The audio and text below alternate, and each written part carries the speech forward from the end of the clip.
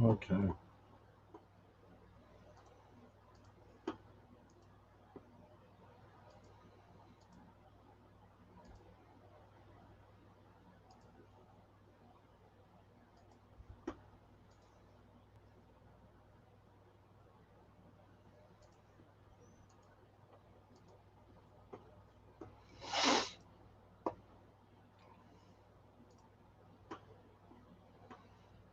All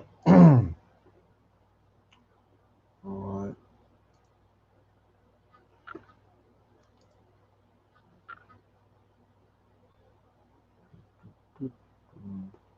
I'm only really live streaming because uh the rat, that real, that guy, him, you know, the Jews did it. As soon as he falls out with someone, the Jews, and he's so anti-Semitic now, it's unbelievable. Hitler would be proud of you, real. Hitler would be proud of you. I'm not gonna lie. How you kind of like covered up your anti-Semitism for so long is pretty impressive. I'm not gonna lie. Obviously, as soon as Easy Eye kind of started realizing you're a bully and somebody that was just fleecing him for money. Yeah, he's a Jew. Yeah, so Wendy, I know I got. Obviously, that's why I'm here. Wendy got a strike, so I'm just obviously I don't live stream at the same time when say Wendy's live streaming or whatever. I'll let them do their thing. Otherwise, I would have live streamed. My main thing is that people want to use the channel, and like if Wendy wants to use my panel now to live stream, she can do it as long as she you know doesn't get the channel strike. That's the main thing.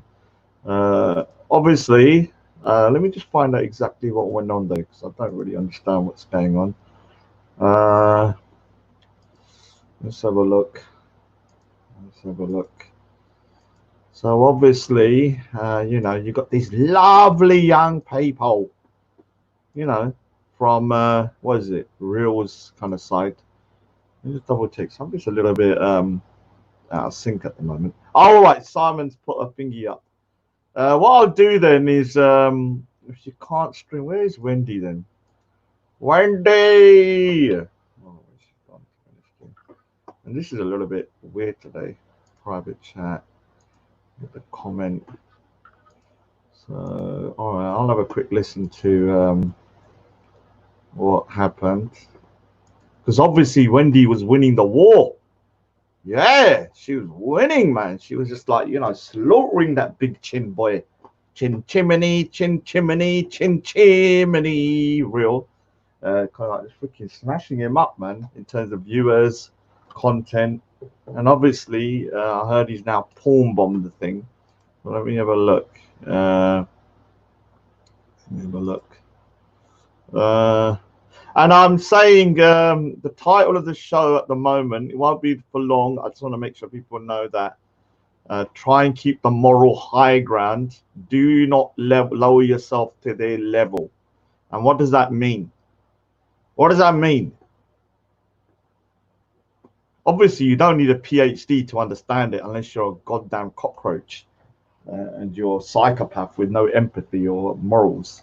What that means is if somebody goes for you, try and still keep your moral high ground. Don't lower yourself to the point where you're then being the person that it's kind of like almost like you're doing the same thing that you're accusing the other person of doing, which is very hard sometimes. I'm not gonna lie, because I've actually been in situations that it's a blurry line. Like, how do you defeat your enemy without kind of going savage mode? I'm talking about real savage mode. When I say I go savage, I still, till this day, and this is 3 years straight now, and I've had the most amount of abuse. I think I probably get the most amount of abuse, especially towards my family and stuff. I still have not gone for mothers and stuff like that, or families or kids and everything like that. Whereas everybody else seems to freaking chuck in everything, including the kitchen sink here, in order to get to their enemy. And some people might say that's my weakness, but I see that as my strength, to be honest with you. Because even stuff in the back chat, Wendy, if you're listening, as much as Amy's a right little cow, I've actually had to, for the first time, issue, let me just double check, her extra 10 pussy passes. Never happened before in my life. I have to issue another 10. I didn't even know I could issue 110. I thought it was always 100. But somehow she managed to go through 94 of them in like 3 weeks. I was just chucking them out like, take it. Here's your pass. Take it, bitch. Take it. When I say take it, bitch, I mean the pass. So before everyone says, Rod, you're threatening. No, I'm talking about the pass. Yeah, I've had to give out so many. It's getting a bit stupid now. So I've had to issue another 10. So she's, yeah, I'm just going to listen. I'm going to listen to exactly what he did. I know he's pawn bombed. Yeah, but Amy, the problem is this. Let me explain what the problem is. Yeah, let me explain what the problem is. You may not have done the actual deed. Yeah, I'm not saying you did, but it's your reaction that is very telling. Your reaction is very telling. Instead of condemning it and going, okay, this is wrong, why are you doing this? You just had laughing emojis. You didn't even, you know, I mean, obviously, let me see this. Yeah, you just had laughing emojis, as you can see from this bloody thing. Here, yeah, here, that was your initial reaction. It wasn't like, okay, why is there a picture of a young child who's only 5 years old on the screen? Why has a guy got that picture and why is he posting them up? The problematic one is actually Skitz's. My main issue is Skitz, because Skitz has now done this twice. Yeah, the first time was in a private chat, and Empress Becca, you know Becca, you know that girl I've never ever had any issues with, I've never really spoken to. You know that young girl I've never really even interacted with or said anything bad to. Was saying that she had a pic of a pic of me when I was a kid, and she gave it to Raspic ages ago. Like I don't even know why. Asif obviously said he had it actually, and the Speaker's Corner Skitz is the worst, and he said, "I have it, you need it." Yeah, yeah. I have it, you need it. Now that's concerning, because what would he be doing with my pick as an 8-year-old is odd, to say the least. But this is where I think it gets more problematic now, because above here, prior to this laughing emojis from that lovely young lady, lovely innocent Amy. Oh, what have I done? I don't know what I've done to get this. Oh no, what have I done? This innocent, lovely young lady, laughing emojis. And Skitz is the one that's concerning, because he says, DM me. Let's go out with a bang. What does that mean? To me, that is you asking for that individual just posted a picture to DM you it. Why would you have a picture of me as an 8-year-old and then want a picture of what's that name? A picture of Wendy's grandkid. And before anyone says, oh, it wasn't her kid, it's a stock photo, I don't believe that unless anyone can prove it to me. If you can prove it, then do it. Don't keep on talking. It's easy to prove it's a stock photo. You could just do a quick little video. Yeah, of course, Aaliyah. Aaliyah. I know, Aaliyah. I know. Amy is playing dumb. She knows everything, Raj, because I know. Do you know how I know? Do you know how I know? It's because everything she does is recorded or screenshotted. Do you know how I know? Because everything I do is recorded or screenshotted to a point. I know everything that's going on. Yeah. And I know that's why I never send a message unless, guess what? Guess what? Unless I am okay for it to be shown publicly. Yeah. unless I know that person so well that, you know, they're like a thingy. So I personally do not email. Now, yesterday, now I'm going to say something, yeah. I think Real and them lot think I'm really dumb, yeah, because I think they think I'm so dumb, yeah. I know I come across as quite dumb. I'm not gonna lie, but it's I'm not as dumb as you think. What what's his name? Yan of China has been trying to get me onto a call with him. Think about it. So Yan of China has been trying for the last week or so to try and get me on a phone call with him. Why do you think? Why do you think? Obviously, because the brain boxes of Skitz, Real, Amy probably have been saying, Yan, get him onto a call and make him say something. Yeah, obviously. Let me get Simon on here. Let's get Simon out. I'm not going to actually go for long, maybe half an hour. I just want to kind of make sure people have a opportunity to say what happened. I don't know where Wendy is, because I don't like the fact that he's pawn bombed Wendy, and that's a nasty thing to do when you pawn bomb, because you're actually kind of like attacking someone's channel in a different way. Now, if you got someone, like for me, if you get someone's channel striked, I don't really have a problem with that, because if you strike a channel, fair enough. The person that's channel's got strike, even if I've been striked a couple of times, I'm like, all right, whatever, man. That's just the way things go.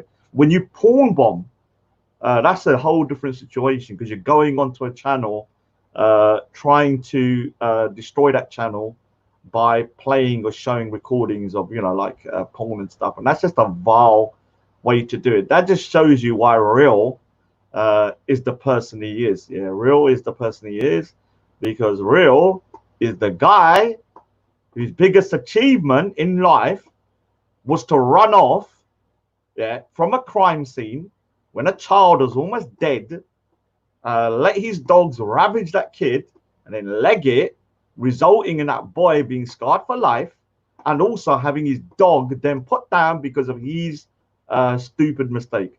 That's not the real Jupiter anyway. Let me just double check. Jupiter, is that you? Yeah. Oh, it is. People on. All right, so what I'll do is I wasn't planning on doing a live stream, but if you don't want to just, because I hate the fact that that guy pawn bombed. If you want to just stay on there and talk and stuff like that, and then you lot can do that if you want, man. Because I don't. Oh, Raju! Raju! Raju, telle aaja, Raju! Say telle aaja. I might need to practice. Yeah, this means they come downstairs. That's what I hear a lot during the day. Telle aaja, Raju! I tell you what, yeah, I wish I was on the phone to Sophia Lewis, yeah. I might actually, I'll tell you, Simon, on the phone if I call you. I'm telling you that yesterday, like 2 days ago, something so weird happened, yeah. And what was like, that? I actually can't say it. I can't say it, but it's so even sometimes I think I'm paranoid, yeah, and I'm thinking, okay, maybe it's not as stupid or crazy as I think. But I spoke to Sophia Lewis and she said, yeah, it's weird. Like what happened to me the other day is just weird. Like it's not normal. I heard you mention it, and I kind of thought, what? Yeah.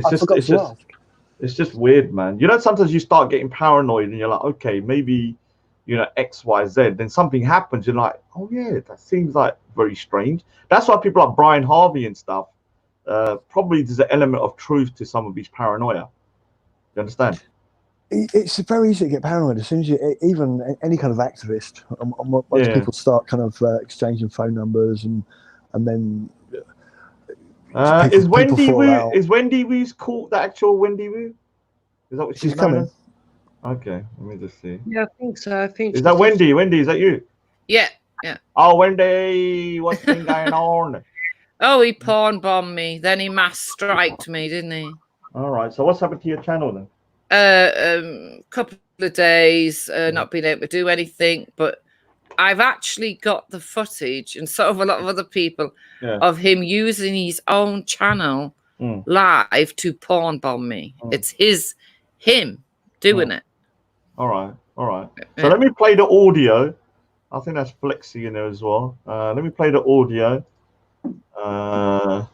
All right. So hello, Big Dub Flexi. How you doing, man? Come. Yes, brother, man. Roll up in your dolly. How's it going, man? How's it going? So is this the one? I hate to hear rowing, abuse, and porn bombs. Well, let's play it. Is there anything on there I might get a strike for or anything? There's a lot of. Well, he's allowed to drop the M-bombs, so. Yeah, I was saying that I don't mind people strike. I'm going to be honest with you. I think striking a channel is part of. I don't know. It's part of the kind of like, you know, arsenal of like what you do to somebody if you want to try. Because I've tried to strike channels, but when you porn bomb, that's just it's a bit like, you know, the way he let the dog abuse that boy and almost left him for dead. It's just out of order. He was cackling like a deranged crackhead. Yeah, but he's jealous because Wendy was pulling in like 130 viewers, man. Oh, Yeah, he's gone down to under 50 now. Look. Oh no! What are you talking about now, Reg, man? What's this politics? Oh, it's some nasty little rat that just porn bombed Wendy here because he was jealous of her channel.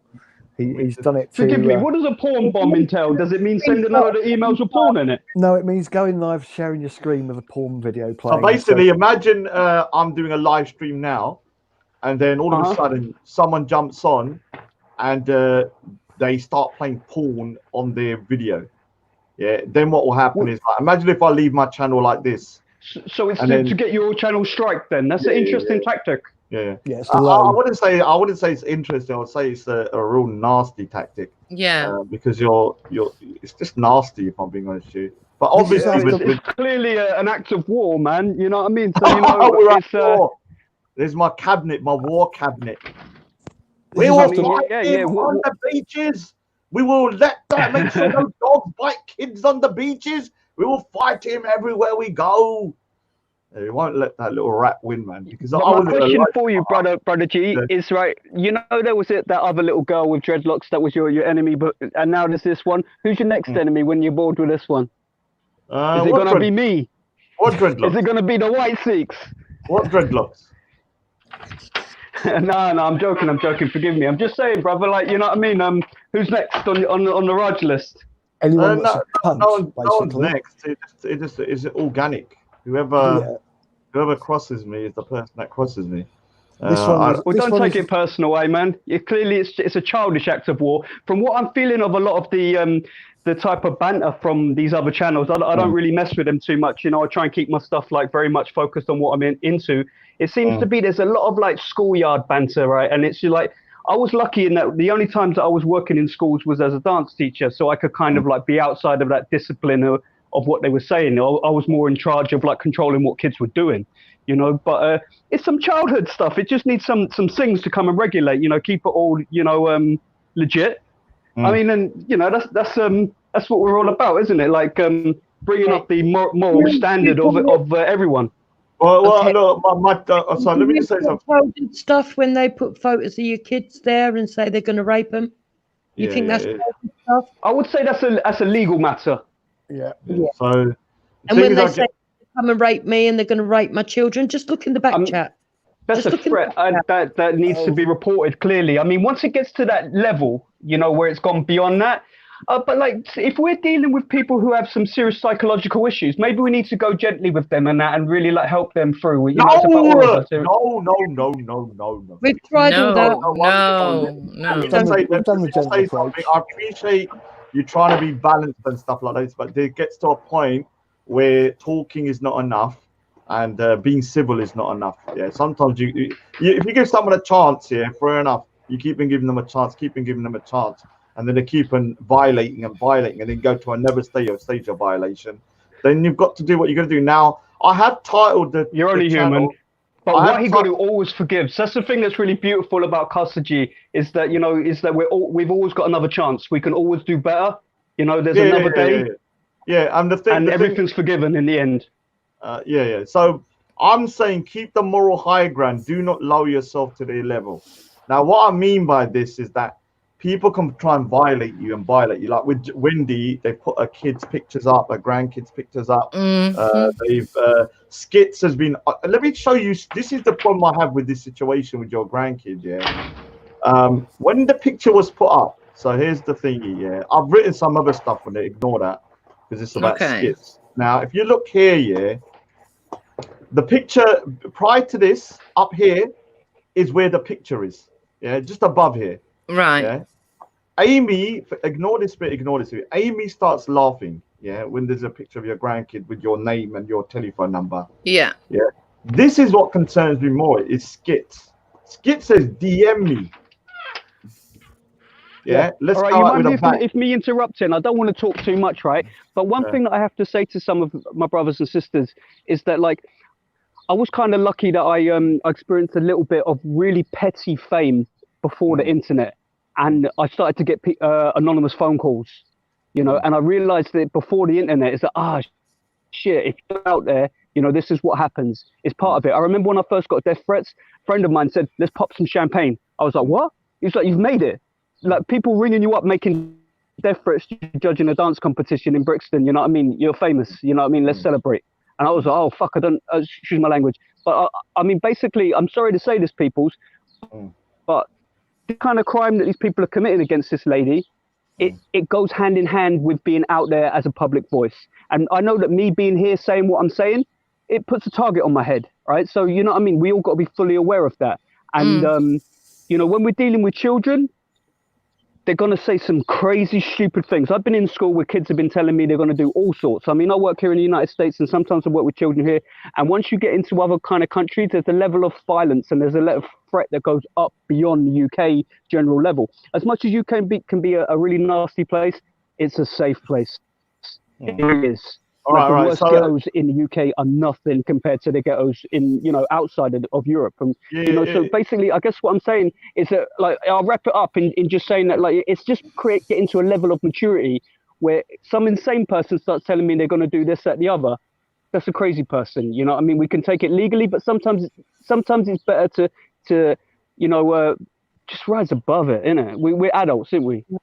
You know, you know what I heard there? Let's feel sorry for all those people that got a mental impairment. Let them do whatever they like to people. Yeah. You know, let them be the victim, because you're not the victim, because you're a little bit. But if I say it like this, I've been crazy. I've said a lot of stupid stuff. And thankfully, there were some generous people who have forgiven me. And I'm trying to forgive. Right. All right. So let me ask you a question. I have sympathy for your situations.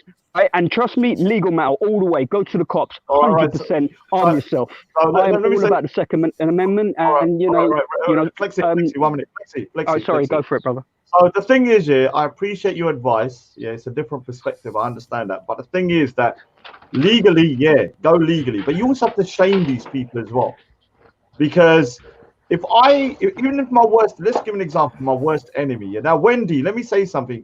You said, I don't know if it's true, but you said you're gonna, in kind of like retaliation, you're gonna put up Amy's kid's pic or something. Is that true, or is that just something? No, that's true. Oh, that's lowering yourself. That's the wrong tactic there, my friend. Flexi, please. Let me do my thing, man. So when it comes to this situation, this is what I'm saying to you. Keep the moral high ground. Do not lower yourself to the level. So hard, right? I agree with Ranger. There's a time for peace and there's a time for war. Let me explain something. Wrong is wrong. If someone puts a picture of a kid, the kid is innocent in the whole situation. Amy might be a bitch, but a kid is not Amy. So when you're putting the kid's picture out, the person who's getting harmed is not Amy. It will be the kid. The same way with you. This is why the title is "Do Not Lower Yourself."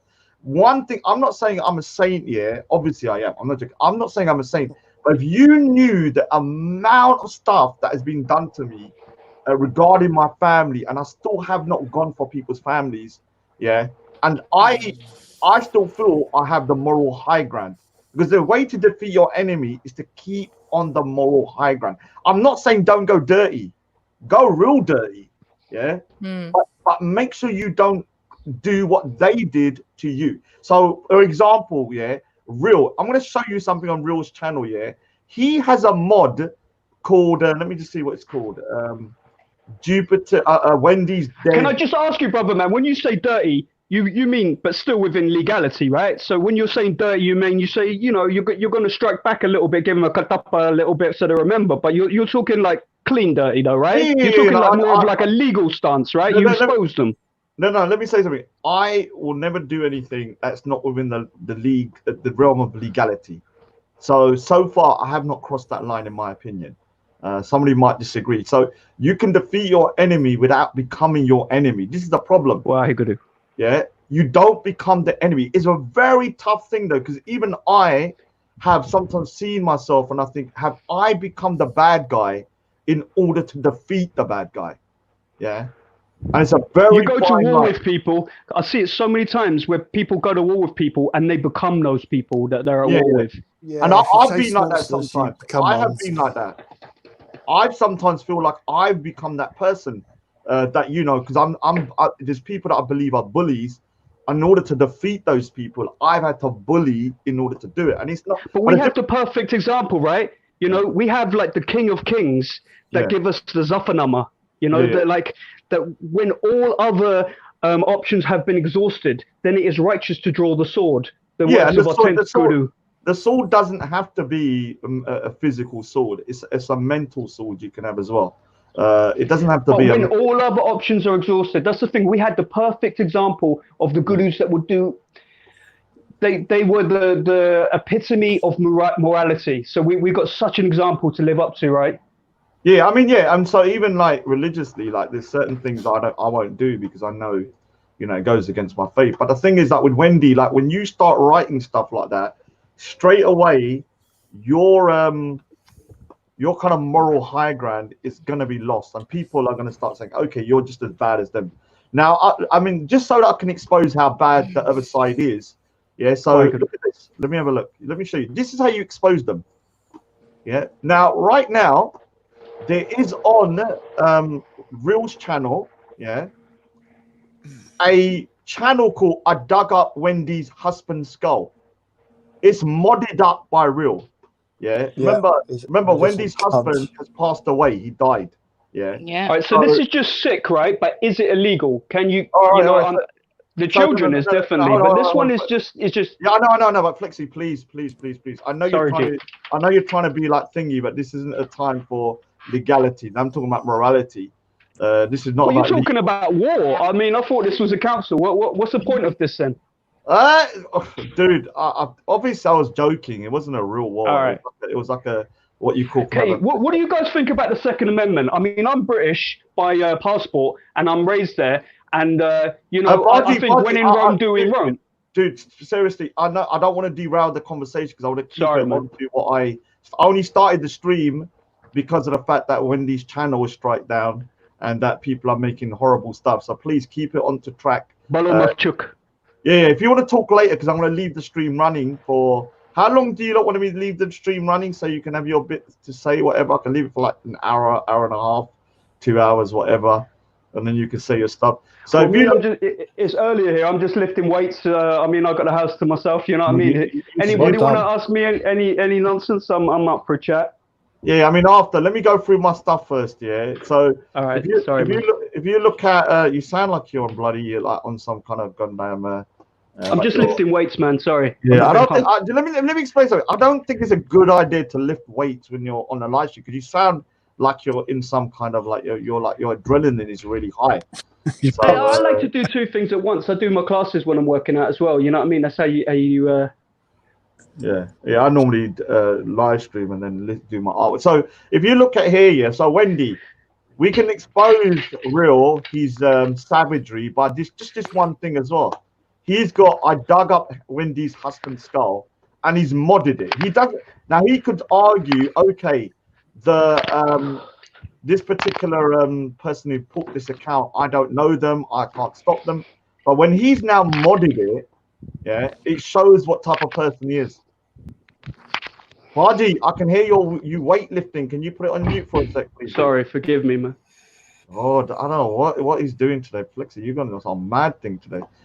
Flexi, come back later, man. Oh my god. I don't know what was going on with Flexi. He was on some mad thing. Yeah. So yeah, like I'm saying, I'm more concerned about what's it called? Like what does Skitz want to do with my picture Yeah, obviously I got my issues with Skitz, and I'm sorry. I think Skitz is a vile individual because I remember what he did with my mother's picture. Let's all not forget what he did with my mother's picture. I want to know why people don't just kick him out of their hangouts. I don't understand why people like Dan, who I like, have got tolerate them in their hangouts. I don't see what use they are. I don't see what contribution they are. They have no value as humans. Why tolerate them in there? Just boot them. I really don't know why they're in there. Yeah, I mean, I can't really ask for Dan, but I would probably say that I don't know. I sent him a message earlier on asking him why, just saying why do you tolerate these people in here? Let me find the thingy. So can I play your audio then, so I can understand what's going on? Let me play the audio on your. Have you got the whole thing then? Him porn bombing? Yeah, it's all on there. Yeah. But it's not the picture, obviously. No, it's just the audio. All right, just the reason why I'm so concerned about this guy wanting people's photos, especially young kids, is because of this, yeah. Where's that bloody thing?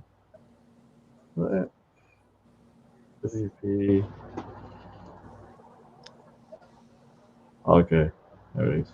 Because of this, like I said, a year and a half ago, this is what Skitz did. He took my mum's photo, he put it onto a t-shirt with a COCK, and then he started to make these weird videos, blackmailing me, and all of this kind of stuff. That if I don't do XYZ, he's going to start selling the pictures. So if he's capable of doing that to an old woman, yeah.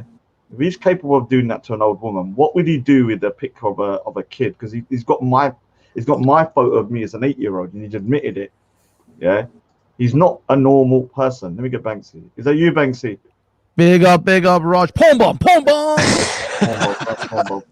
All right, we've had plenty of porn bombs this evening. Yeah. Let me get the video up then. So this is why I'm concerned about Skitz then doing this, because he's asking for pictures now. Now this is getting to a next point. Like, you then want pictures of Wendy's kid, yeah, Wendy's Crown kid, as you can see here. DM me. Let's go out with a bang, yeah. Prior to that, he said I had when Empress Becca was saying I had a pic of Raj when he was a kid. He says I have it. Do you need it? Now that's twice now that he's posting pics, things about either trying to get or trying to give pictures of kids. So I don't know what the hell he's going to be doing with those pictures, to be honest with you. And Amy collaborates with him. She's lost any. Of course. Oh, that lovely young lady, Amy. She, I posted a link to my mate's 10-year-old has got cancer, and I posted a link to a GoFundMe in the Hangouts the other night. And when Skitz was like, what pass around images of a child? Are you joking? And I left a post that said, you people are a waste of carbon. And one person had read that. You know, it comes up with the icon. Because there were 2 accounts. One person had read that comment, and it was Amy, and she booted me out of Dan's account, out of Dan's Hangout. So I then booted her, and then Skitz. So she wouldn't have known who was booted after her. She came straight back in with another email, and then the first person she re-added to Dan's Hangout was Skitz. Okay. Yeah, I mean, she's a nasty, vile piece of work. Only female I've had to give like an extra 10 pussy passes to. No, she's lost all those. I give no pussy passes to no pussy. Rod, the other day I listened to your thing about the pussy pass. I was busy shopping. I was putting shit in my shopping cart angrily. The way you were talking about, I have to give ladies the pussy pass. Fuck these cunts. Fuck every one of them. Why are you giving passes to these slutty fucking bitches? Fuck everyone. All right. So how many sisters have you got, Banksy? Okay, I don't have any sisters. All right, so this is the problem. I used to have 5. Now I've got 4.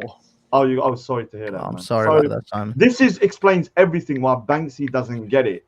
When you've grown up here with females in your house, you learn very young that your sisters can smack you about. They can say whatever they want. The minute you retaliate, it's bullshit. It's over. You're the bad guy. So imagine a scenario. You're fighting with your sister when you're a kid, yeah. She does something so egregious, like, right out of order, yeah.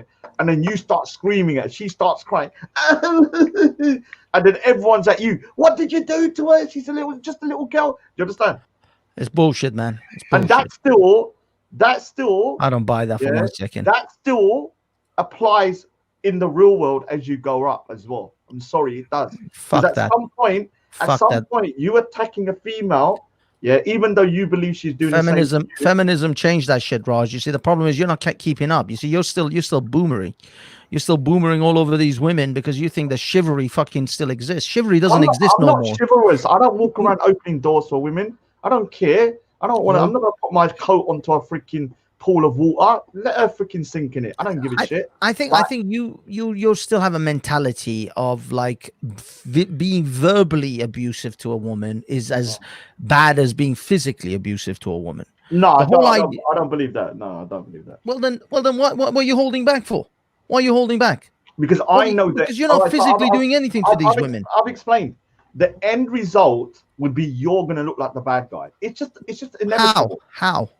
Because look, if you're arguing with somebody, like two men, when you're arguing, people are probably not gonna think that one is more powerful than another. Unfortunately, when it comes to men, whether the man isn't that big or whatever, it's still gonna be a situation where a man is arguing with a female like she's a man. And then when you get to that point, at some point you're going to say something here in retaliation to what she said, which could just be as bad, but they will not take that into account. They will just hear what you say, and that's it. They would say this guy is a savage, he's this, he's that. So if a woman came at you with like a large piece of wood hitting over the back of the head, would you punch her in the face, or would you I'll freaking fly and kick that little bitch. You're mad. Exactly. Well then what's the difference? You're verbally attacking someone who's but attacking look, if someone's coming up to me hitting me with a freaking stick, I would definitely turn around and try and do something to you. I might grab her, or I might even have to assault her to stop her from doing it. But you can't equate that with verbal. No matter what you say, is not going to actually physically harm you. Physical harm. So let me explain. If a 7-year-old kid's coming up to me with a knife, the kid in itself, can't do shit, but that knife might do something. And I'll be freaking sucker punching that little bitch.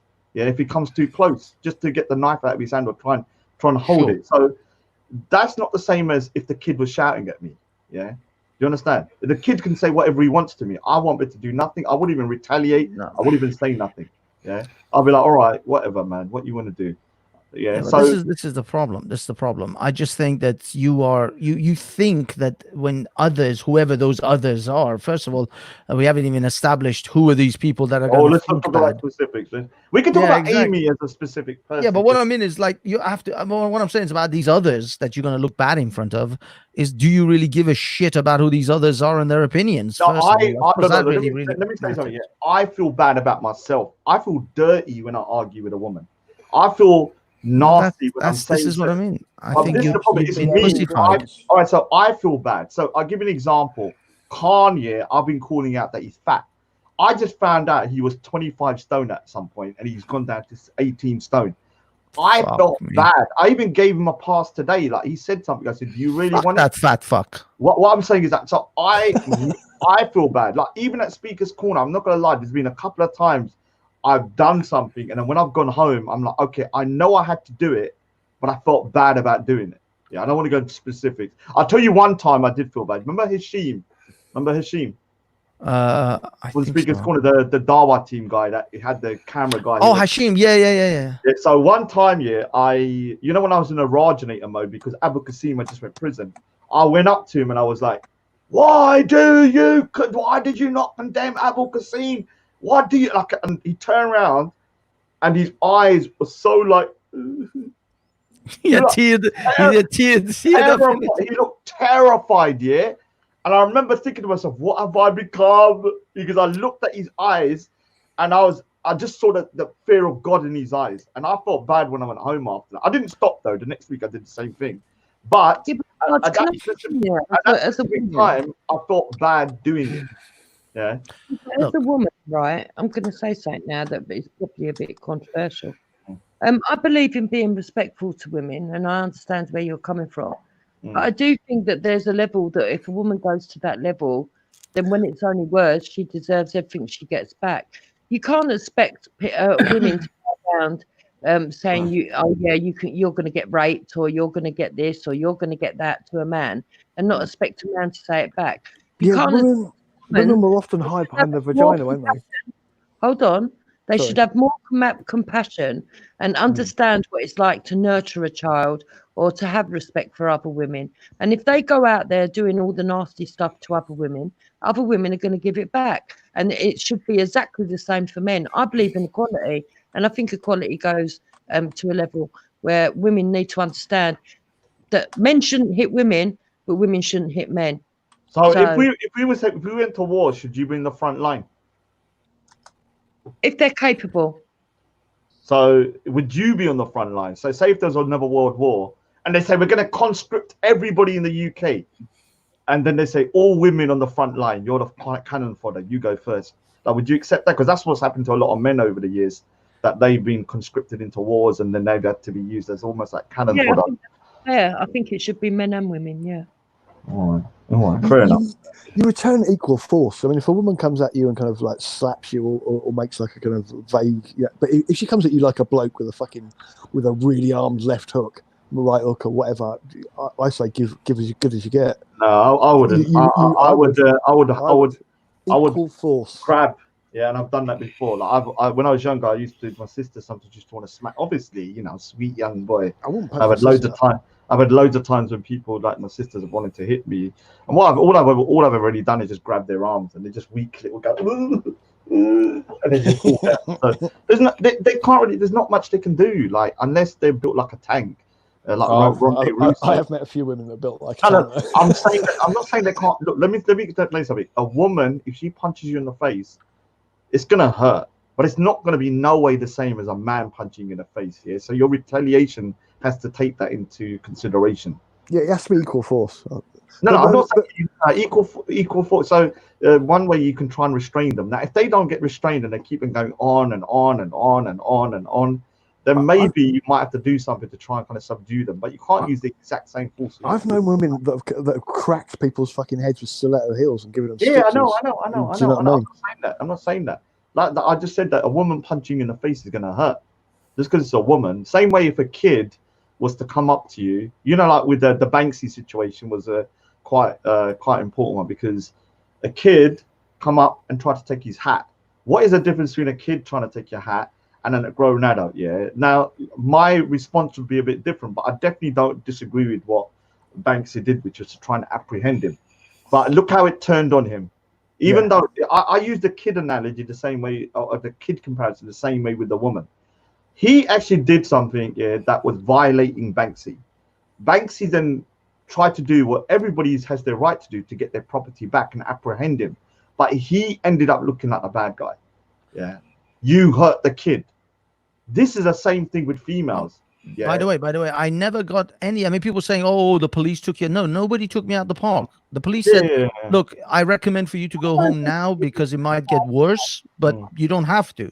And I said, "Okay, fuck it, I'll go home because I don't want to end up, causing more of a fight or some other shit." The thing is, now listening to these little bitches, how they go on about, "Oh, you had to run away." Now I wish I'd stayed and told these cunts to go fuck themselves. But at the time, I was like, "Look, I don't want to have any fights," because you see, the difference is what they have to lose versus what I have to lose. Modine, Zabida, fucking Walla Walla, they are scum already. They are the dirt of the fucking earth. So what do they have? They have nothing to lose. They've already lost everything. Whilst I actually have things to lose compared to those idiots. So if I end up in some kind of fist fight with a moron like Modine, there's no win situation for me. If I beat the shit out of him, I lose. If I don't beat the shit out of him, I lose.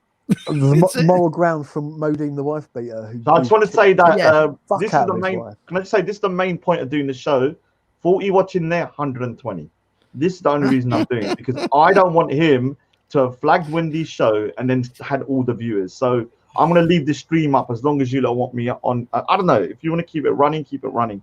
I need to do some drawing in a bit anyway. I've got some stuff to do in the background, but let me just play the audio because I don't know exactly what happened. Let me just play the audio. Yeah, play it. But before I go on, like I said, keep the moral high ground, Wendy.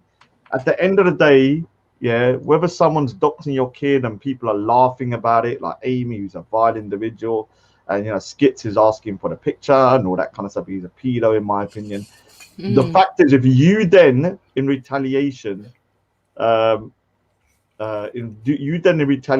then post up the picture of Wendy's kid, or whoever's Amy's kid, you're just gonna look like a bad guy. I'm telling you, don't even go. They even say it. If I'm being honest with you. You understand? Like, keep the moral high ground. I do understand, but at the moment, it's hard.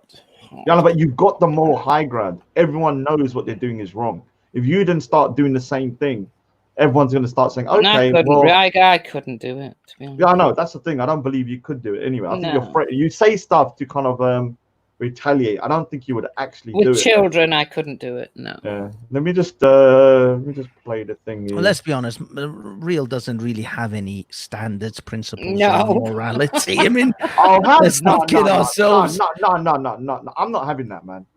I'm not having that. Are you saying to me, real has no morality? Yes. You know that guy saved a kid on the beach. He took him to hospital. He nursed him. He even done a blood transfusion, stitched him up, and there was offering was that close to donating. Guess what? His arm. Yeah. This is the kind of guy we're talking about. An amazing person that would never run from the scene of a crime. Would never let a boy nearly die drowning in the water with bite marks, which are now going to, scar him for life. Would never make up a story saying that there was 5 white men chasing him down the street. Would never allow him to be himself in a position where his dog didn't have to be put down and his mother had to shop him into the police. Real would never do that. How dare you? I even have the BBC interview on the side chat. Mr. Rowan, what was it? Oh shit, Rowan Diedrich, Mr. Diedrich, sir. Rowan Diedrich, the greatest upstanding symbol of citizenship ever. We salute you, Real. We salute you. In fact, when I look at the Real's photos, I start to think, where has all the good men gone? Where are all the gods?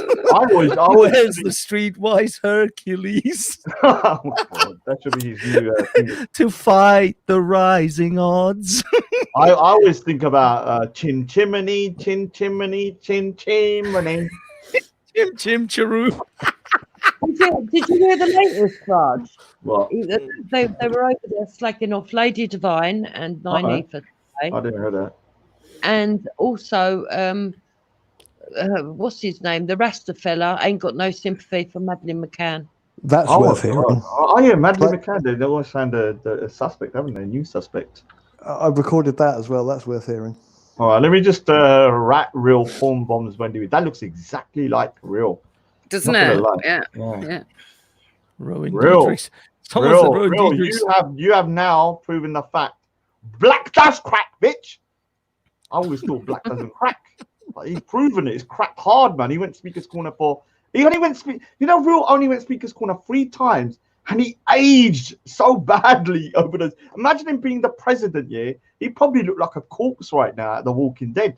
Like, it's unbelievable how much he aged during that time. Let me just play the video. Let me just, because I just know that you got, what is it? I just know that you got a porn bomb, but I don't know exactly anything else. So let me play it.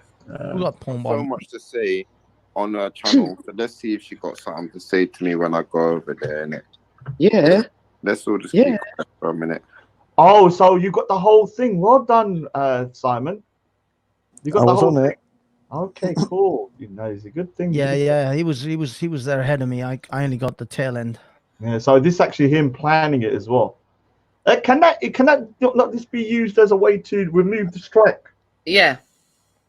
Yeah, because it shows that he's premeditated going over there and thingy. Yeah. The thing is, you guys have you guys seen how the YouTube's appeal system works? There is no videos. There's nothing. All you do is write, no, please, someone porn. I did it. I said, look, they porn bombed me on purpose, and I immediately took the person off. Nothing. They didn't give two shits.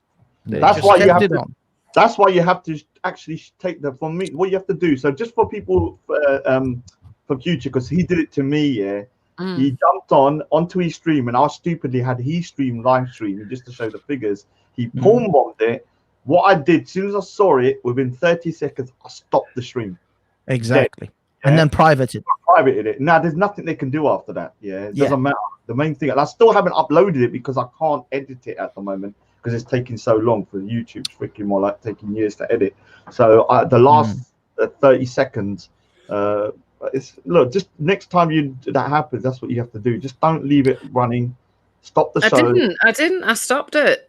But did you private the video afterwards? Not straight away. No. You've got to private. You have to private it. It doesn't matter if you stop it. If it's still publicly available. No. Jupiter told me that she could see it. So yeah. No, if it's publicly available. Look who's here. Esau.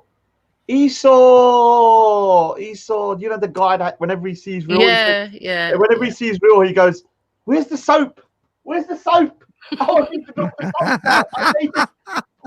Real. Let's play act. You know when you was in prison and you went into the thing. Can I be the prison bitch for once? Yeah, I know you was a prison bitch here, and you kept on dropping down to have all the big 7 foot guys do what they're gonna do. Now I want to be the prison bitch. Oh, real. Look, here's the soap. Look, I dropped it. That's Esau in a nutshell. Yeah, biggest beg I've ever met. Man. Picture. What's he want to do with that? What? Esau is asking for Wendy's picture. Hey, Amy, send me the pic of Wuhan. Esau's looking for Amy's picture. Is that what... Yeah. No, Amy, he's looking for Wuhan. Wendy's picture. I thought Amy's. Yeah, look at this. Look at what he says. Raj loves ass. Look at this. Look at this. This is the level of. Sounds like projection to me. Everything comes to those that wait. Let them get on with it.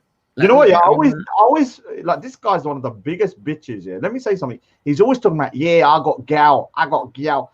Dude, you're on the internet all day. Like I'm telling you, when I wake up, you're on reels. When I go sleep, you're on reel. Yeah. What gal have you got? A block doll? What gal? Raj, I posted a link to the song that what's his name? This guy, what was his name? The guy who loves Real so much. Esau. Yeah, this is the perfect song for him. Right. It's called Prison Bitch. I'll get a strike though, won't I? No, you can't play it. No, this is the lyrics. You can sing it though. They say our love is taboo. That what we're doing is wrong, but I don't care what they say. Because my love is so strong. They tell us we should be ashamed. We are not husband and wife, but I cherish each moment with you. I'm so glad you're in my life. You're my prison bitch, You're not like other men. Can everybody send instead of donating, can everybody donate soap bars? On Real from now on, so Thingy doesn't run out of the soap. Real likes to be reminded of his prison days. The prison. Let me just play this audio because actually, I've not heard this. So let's have a look. Oh, there's only 38 people watching. Oh no, there's 120 here. Oh no. What can I say? Oh, no. Yeah, we got the box office draw. Wendy's like some kind of superstar right now, man. Like everywhere she goes, Wendy's now the queen. Look! I said earlier on, Brian Harvey would rather come and sit in Wendy's side chat and text chat with the audience than to go on Real's panel. He left her a love heart today in the comments. Oh yeah, let me ask you something because I didn't realize until I watched Brian Harvey's video that he doesn't even know that Brian Hell. Not really, no. He met him in January. Yes. Disturbing, yeah. So he knocked on his door. Like I'm telling you, if Brian should just like not look at the end of the day. I thought the way Brian Hell talks is like this is his best mate for like 30 years. That's what I thought. He's known him for a long time. During the time when he was with the E17 and he's been through the same kind of issues, watched all the problems. But this guy's just suddenly popped up, and he's making things worse for him, not better. Yeah, that's right. Yeah? Like he's causing more aggro, bringing him onto Real Show, bringing him into situations, threatening people for him. You know, he's threatened you in his name. Yeah, and he doesn't even know he's doing it. So somebody needs to kind of like, I'm not saying he found out. Hang on, Raj. Yeah. He found out on Monday, and he made a video, and he told me through this video that he had nothing to do with it. Blah blah blah. And then lo and behold, Monday night he comes and jumps on the panel, all off his own free will. There was no, there was no invite. There was no cajoling. The man just decided to come on and talk to you. And talk to other people. So I felt a little bit starstruck. I'm not gonna lie. I'll be honest. Even though I'd been running him down, because in my time, that was funny. No. The thing is, you have to understand. Like, I've not heard from him since the time of E17, and people just don't understand unless they were around that time how famous E17 was. They were up there with Take That, and Take That, They were their they were their kind of like rivalry, and so this individual was always in the news, all this kind of stuff. Yes. Suddenly just see him, and like suddenly he's popped up gunning for Wendy was a bit of a weird thing. Michael Jackson was suddenly, not Michael Jackson, but quite a famous pop star like Boy George or something, was suddenly gunning for Banksy, and I'm like, Banksy, what's going on? I should be so bloody lucky. Did you dump him? Oh, look who's here. Amy's here. Look, the lovely. What do they want? What does she want? I gotta go and start fucking with some famous people, I guess. Let's talk about abortions. We need to up our game. We're not on Wendy's level. We're not on Wendy's level, clearly. You are, you guys. I thought it's Iris. I've never had a ex-famous person as my enemy. Let's make it happen. I think they're actually friends now. Yeah, friends now. Yeah, friends now. Yeah, I think I heard him say that and Hoof, I think, is going to be talking to him. Yes. The thing is, Hoof sounds exactly like Brian Hurl, which is confusing because he could actually be Brian Hurl pretending to be Hoof. No, love. No. Could be pretending to be Brian Hurl. No. I don't know if anyone's noticed, but can you watch Brian Hurl? But next time he goes on camera, we were watching his body language, and every time he mentions Brian Harvey, he kind of strokes his face. He touches his face. Brian Harvey. No, literally, you watch every time. Does he do that? Or Brian Harvey? No, it's more like the whole hand over. But you watch every time he mentions Brian Harvey's name, his hand goes to his face. Now you watch next time you see him. Yeah, are you going to get him back on there? Because like Hoof was saying, why did Jupiter delete Hoof's message? That was a bit weird. What are you doing with Jupiter? By accident. Sorry. She was going for Esau. We were going for the same person. He deleted it, and I'm going for Esau, who's above him. 130 viewers at that point with no advertising. So you think about this: you had the same amount of viewers, not advertising Brian Harvey's coming on, than Real did. For the actual, what is it called? Brian Harvey. Did you hear though that you better watch out though, Wendy? Why? You know what's happening, don't you? No. You didn't hear? No, I didn't, Raj. What? You're going to be on the front page of the News of the World. Wendy won. Yes. What sort of? You're going to like Asda. You go, oh, Wendy won. Fighting with Real. Oh yeah. Headline stuff. Yeah. Dan is just timing him out all the time. Can you mod up Goofy? I'm not modding out Goofy. Goofy. Already up. Who is Goofy? I don't hear that. Timing him out all the time. Goofy came into the hangout the other day and then wouldn't unmute, wouldn't speak. And we were going, speak Goofy, and just wouldn't speak. Yeah, so he got booted from the hangout as well. Stop timing people out, because I don't like getting people timed out all the time. Yeah. Even fighting now, just on the chat, Jupiter. I know, let me say something. Certain people can't be on the same panel. If Jupiter's on the panel and Dan's on the panel, it's going to be a shit show. Yeah, and certain other people as well. I know if they're on the same panel, like Banksy, and the name that we shall not be named is on the same. Yes. Voldemort. Yeah, so I don't even. The problem is, yeah, I don't like arguing because I don't like not being the center of attention. And people arguing. That's the only reason. I don't really care if you argue, but don't. Keeping out the fat dietitian all the time. Oh, fat dietitian. Oh no. Who's the fat dietitian? Oh, that's obviously in reference to Carnito. Okay, we haven't even listened to this. Let me listen to the thing. Yeah. Come on. Yeah. And then I'm gonna have to go. And how long do you want me to leave the stream? And you can sit as long as you want. Tell me how long you want. There's 125 people watching. How long do you want? So I know when to shut it off. I can go for a while at the moment. I'm in the mood. I don't mind. 120 though. That's a lot of people to just drop and not. Yeah, I'll just leave it. I'll just leave it. I'll just leave it running. What time? Then. Whatever you tell me. Are you guys ready? Can you guys go for another hour? Definitely. Yeah. Well, I'll just let it run, and then you lot can think. I'll bring someone else in because. Let me just play the audio video. All right. I say she got so much to say on her channel, so let's see if she got something to say to me when I go over there. Innit? Yeah. Let's all just keep quiet for a minute. Have we got permission to talk? No, just keep quiet for a minute. Just keep quiet. Oh no, it's that You cop.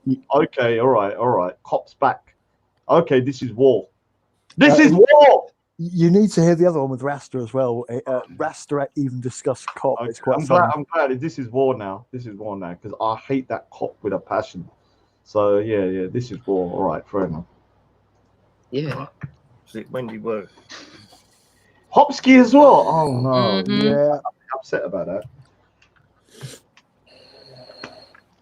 Just mute up, please, guys. The police tend to build up cases for online cases. Hang on, Jupiter. Wait a minute, love. So Wendy, Hang on, Jupiter. Wendy, could I ask you one question? Yeah, Wendy. What the fuck do you want? No, you can't ask me anything. You've been saying that you're gonna take down my channel. Hold on. You're saying you're gonna take down my channel. Yeah, but you that picture out of my fucking granddaughter, yeah? You piece of shit. You saying you wanted to take down my channel, but you've been on my channel for 1 year, Wendy. You've been on my channel for 1 year. I'm going to take your 1 year you've been on my channel for, spouting your racism, spouting your racism. I thought you could take me on the panel. Now you're just muting me. Take your channel away from you. I thought you could take me on the panel. Now you're just muting me, Wendy. Well, yeah, but I'm doing what you do, people. I don't mute you. I've never muted you, Wendy. Not once. Not once have I muted you because I've never had an argument with you to mute you, Wendy. So what do you want?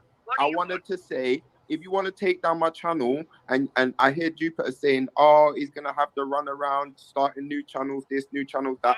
No, I ain't going to start new channels. If you take down my channel, I'll come off of YouTube. But I can guarantee you this.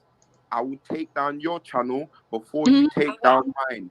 And you will never, ever, ever take down my channel. Never, ever, ever. Okay. Interesting. He's being a real little prick there, like normal. All right. Silly old haggard bitch. You old haggard bitch. You killed your fucking husband. You killed your fucking husband, and you don't have a fucking. No, that's nasty, man. See, this is the thing. This is what I'm saying. Don't lower yourself to their standard because he's just showing himself up. But it's hard. Right? I know. But can you look? The problem is here, like. If someone says you done X, Y, Z to your dead, remember your husband's passed away. Just let them dig their own grave because anything you say in response, you're just gonna lower yourself to their standard. There's other ways to expose people, and the best way to do it is to show how. And look who's here, Chin Chimney. Can you tell him, Raj, that actually all he's done is temporary, and his will be permanent. Yours will be permanent, real. Let me announce something here. Wendy, you want to do a live stream on it? You can do it as long as you want. Yeah. Jupiter wants to do a live stream. I'll let you host them. Yeah. Because you think by doing that, you're going to then remove people from talking about you. No, they'll just come over here, or they can go to the Wasp, they can go to Jupiter, they can go to Simon, they can go to other panels as well. But obviously, did you lose all your viewers, real? Does it hurt? Oh no! Oh no! Oh, look at that! 32 and there's 120 here. There's 32 and there's 120. Well, mine's, like I said, mine's only temporary. Yours will be permanent, real. So hey, do you know what? Yeah, do you know what? Yeah, look, we need to understand, that we need to get real, a knighthood. Yeah, and I'm telling you the truth now. Let's all get real knighthood, because the way he opened that gate at that festival deserves a knighthood. Don't you think? Yeah. Remember when he opened that gate, one of the greatest achievements in mankind. We got a festival and we opened a gate. Yes, well done, well done. And the way he opened that kid's face. We're not giving a boy to die in the sea, I think. So yeah, we'll get him a knighthood for that. I mean, everything he's online for is just for goddamn garbage. There's nothing he's done of any merit except for grow a chin bigger than goddamn Jimmy Savile. Chim chimney, chim chimney, chim chimney. Yeah. So let me just play the rest of it because that's vile. Yeah. Obviously, he's the total anti-Semite now as well. Since Esau, since what's his name, Easy Eye and Jupiter, kind of like saw the light. He's like, the Jews! It's the Jews! Like, how did you hide your anti-Semitism that well? Because I'm a little bit surprised at how anti-Semitic you truly are. Yeah, because it all come out, didn't it, afterwards, and the money wasn't coming in. Your anti-Semitism just suddenly freaking flowed out like out of Hitler's. Let me just play it again. Old haggard bitch. You old haggard bitch. You killed your fucking husband. You killed your fucking husband, and you don't have a fucking sister. Yeah? You're a fucking liar, Wendy. You're a fucking liar. And you're muting me now because you can't take the truth. You're muting me because you can't take the truth, Wendy. You can't take the truth, Wendy. Can't take the truth, Wendy. Can't take the truth, Wendy. Can't take the truth, Wendy. Can you? Can't take the truth, can you, Wendy? Can't take the truth with your fake dead husband and your fake dead sister. You don't have no fucking fake husband, and you don't have. All right, so now I'm going to say something just as a hypothetical because I need people to understand, and the only way people understand is if you can. And this is to real. Imagine if somebody kept on saying to you that you got no sister. You're lying about it. It's not acceptable. Yeah, it's not acceptable. Wendy, has told us, and I believe her, that her husband passed away. He died in a car crash. You are then mocking that, saying that she's got no real husband. Prove it before you make an allegation like that. If somebody started saying that about your family member, but then again, Real, you don't really care though. This is one thing I've realized about Real. Real has no morals. He don't care if people cuss his mother out, his sister, his family. He don't care if a boy nearly dies in the sea. He doesn't give a shit if he causes a stampede at a festival. He don't care about anything apart from one thing. No, actually two things. One, money. Yeah. Secondly, he does care about one thing though, because we saw it. Because he calls everyone else bitches when they get upset.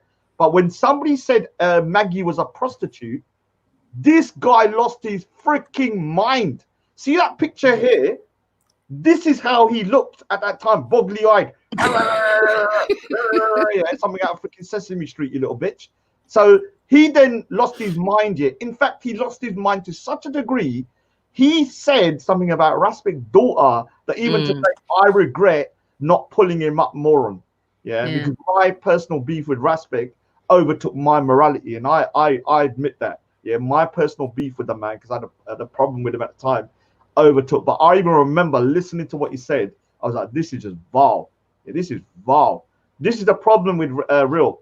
Only way to teach him a lesson is to take his viewers away, and hopefully at the same time take donations away, because viewers will equate to donations. So just keep on doing that. Keep on putting the viewers away from him, showing people that he doesn't really give a shit about them. Because I'm going to play an audio in a minute of the way he spoke about Easy Eye. Yeah, I can't remember what channel that's on. It could be on Jack Radio's or maybe who's Wendy? Oh, it's on Jupiter's channel. He spoke about Easy Eye. Easy Eye has donated, I think, something like £500-600 to Reels. Yeah, Easy Eye actually saw Real as a friend. This is quite sad though, because he saw him as a friend. This guy refers to Easy Eye as a mong. Yeah, that he's got some kind of like mentally slow. So all of this stuff he truly believed. Because remember, he done a video with him kind of mocking someone's what he used to do about disabled, deaf people and stuff like that. Even that's vile. Yeah, even though you was a kid, it just shows that your morality is not of something that, you know, anybody should aspire to. Your morality is in the gutter. Even when you was a kid, you was a little bitch. Yeah, even then you was nasty because you was mocking your next mate's mother who was deaf. They used to mock them and pretend to be disabled in shops and shit. Yeah, so this is the type of guy we're dealing with, man. Let me just play it, because I'm fucking sister. You're a liar, Wendy. You're a take the truth with your fake dead husband and your fake dead sister. You don't have no fucking fake husband and you don't have a fucking sister. You're a liar, Wendy. You're a fucking liar. That picture was of you. Banksy told us that was of you. It was a webcam shot, and you tried to say it was your dead sister because you're ugly as fuck, Wendy. You're a sad old haggard woman who goes around calling Indian people subhuman and black people niggers. Yeah, so don't tell me about you're gonna have my channel taken down, because I'll have your channel taken down. You fucking racist bitch, calling people niggers, nigger this, nigger that. You fucking nigger with your fucking nigger mentality. All right, so let's for argument's sake, let's just say for argument's sake, Wendy did say that. Now let's just for argument's sake, you had somebody that you perceive to be a racist. Now I'm gonna ask you this question: why did you allow her to be on your panel? Why, if you're so against racism, have I heard the most racist abuse against black people, against Asians, against white people? Everybody has been abused racially on that panel. If you're now so let's just say kind of upset about the fact that you believe that this person's a racist, why did you allow them to spew their racism? Yeah, you know why? Because you don't really give a shit. That's why you let black people be dissed, Asian people have been dissed, and white people have been dissed. I've heard everybody. The only group that hasn't is the Chinese. So let's start on the Chinese. I'm only joking, but the Chinese are probably next as well. But you have no leg to stand on, because you're the person that allows people to say the N-word willy-nilly on your channel. I've heard so many people say it, like Esau, all of these people, all of these guys have been saying the N-word left, right, and center on that channel. I've heard people cuss out Asian people cuss out white people. So don't play the moral high ground now. See, Packy's this, Packy's that. And you sound, when you say the word Packy, you sound like you might have said it before, real. It's like you go, Packy. It's like you've got some kind of, you know, like somebody when they like saying a word. I need to start asking, how many times have you said that word? Because you seem to have a real panache for saying it. Yeah, let's have a look. Yeah. Nigga this, nigga that. Nigga this, nigga that. Nigga. So why did you allow it to happen, real? If you are so against it now, why did you allow it to happen?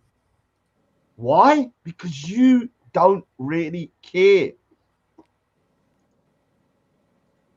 Yeah, you fucking nigga. Yeah, you fucking nigga. Yeah, you fucking nigga. You're a nigger, aren't you? You nigger. You nigger, aren't you? You're a nigger, aren't you? Aren't you a nigger, aren't you? Aren't you a nigger? Aren't you a nigger? This stream's getting taken down. Stream's getting taken down. Stream's getting taken down. Stream's getting taken down. Stream's getting taken down. Yeah, you can't take it, can you, Wendy? Can't take it, can you, Wendy? Can't take it, can you, Wendy?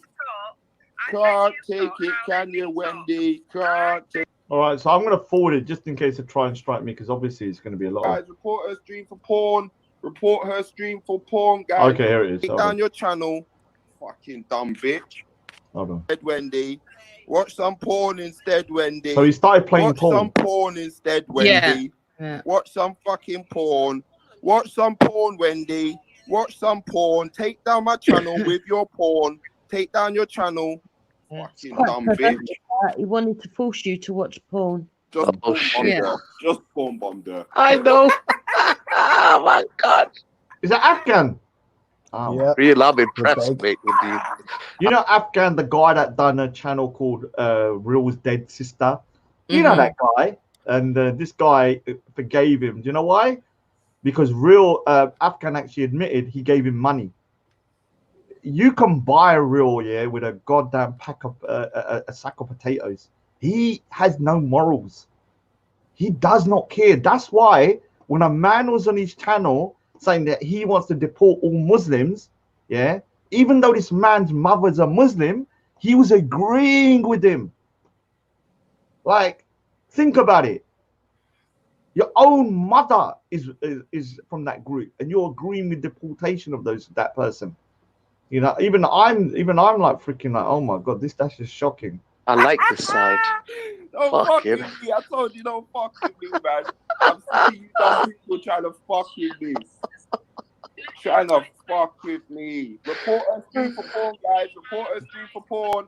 Report her stream for porn, guys. Report her stream for porn. Report her stream for porn, guys. Report her stream for. Okay, so you can see here, report her stream for. Look, you had a small little victory, pussy hole. Yeah, let me tell you why you got a small little victory. Let me show you. Let me show you how small your victory is. Enjoy it while it lasts, because this is not going to make no real difference. This will make the difference. Yeah, 29 people watching at this moment on your channel. Yeah, 121 on here. Raj. That is what's going to make the difference. And 69 dislikes. Whenever any other stream goes live, no one wants to watch you. No one wants to watch you. Even if there was a stream about paint drying, they would probably watch that over you. Your channel only has 1 or 2 people that are probably interesting to listen to. I won't say their names. And once they leave as well, because they will at some point, yeah, you're gonna go back to the point where you used to cry for viewers. Remember those times when you're smashing your phone, crying, oh, where's my viewers? Right. One of the reasons he was so annoyed today is because Wendy was talking about Rash Ductor. Would you play the video that says Rash Ductor tells what's her face? Madeleine McCann says he doesn't give a fuck about. Would you play that? Because that's why he was so angry today. All right. Who's angry? Real, yeah. Because we was upset with him saying it, or Wendy mentioned Ras Ductor, and Ras Ductor is his very close mate. Now listen to what his very close mate says. All right, let me just finish this audio first. And I'll. Oh, right, are you still playing it? Sorry, I haven't. Yeah.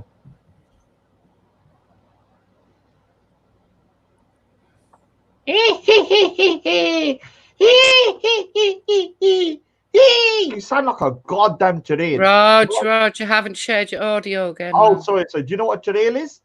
He's laughing like a Jareel, which is a witch. Yeah. Like, I've never heard of him, man. Yeah, Jareel, we call it Jareel. They're witches. Rowan, real. Let me just play it. Let me rewind it.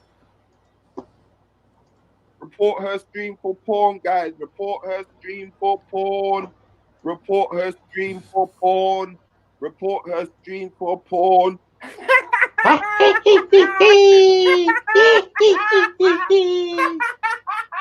God. Imagine that guy laughing at you, like trying to intimidate you. He's not all there. I think he's gone insane, right? It's like the Wizard of Oz. I'm melting. You could never, ever take down my channel. And really? I swear to God, if you do, I'll come off from YouTube. Yeah, that's my promise. Is that a promise? If you manage to get down my channel, is that a promise? YouTube. Okay. You'll never succeed. You heard it here. I'll have He more promised. chance of porn bombing you, going on your stream and fucking it up and saying all the racist shit that I want, and make sure that you have to delete streams. Remember, I already got Raj to delete 3, and now I've got you to delete. All right. So which one have you got me? First of all, I've not deleted no streams. Yeah, I'm not deleted. You didn't make me delete a stream. What I've done is being sensible. There's a difference. Those streams are still there. All I need to do is re-upload them and take out 1 or 2 little things. It's not a big victory. You do understand that, don't you? It's not like you've done anything, really. Yeah, you've not done anything. The only way you can defeat me, real, is one way. On my StreamYard, you can't see it here. I look at that number. Yeah, and then I look at your number. At the moment, mine is 124 on there. Yeah, and you are on 31. Until you can consistently get your number up above my number, you've won nothing. Yeah, all you've done is show that you're a cockroach. Yeah, that's it. Your small little so-called victories are nothing really. All right. To delete none. I'm the winner. I win. You lose. I win. You lose. I win. You lose. I win. You lose. Bye bye, loser. Oh, right. Well, at least he's being mature about it. Oh, Yeah. Very mature. This is why Respect here. Do you know Respect here? He freaking run that guy around. He totally disrespected him and violated him for months. And the reason being is because this guy is just a bitch of the highest order. That's why he couldn't take on Respect. Respect freaking dragged him around like a rag doll. But even I was feeling sorry for the guy. That's how brutal Respect was with him. What's the other thing? Because I'm gonna, I need to go. Rasductor.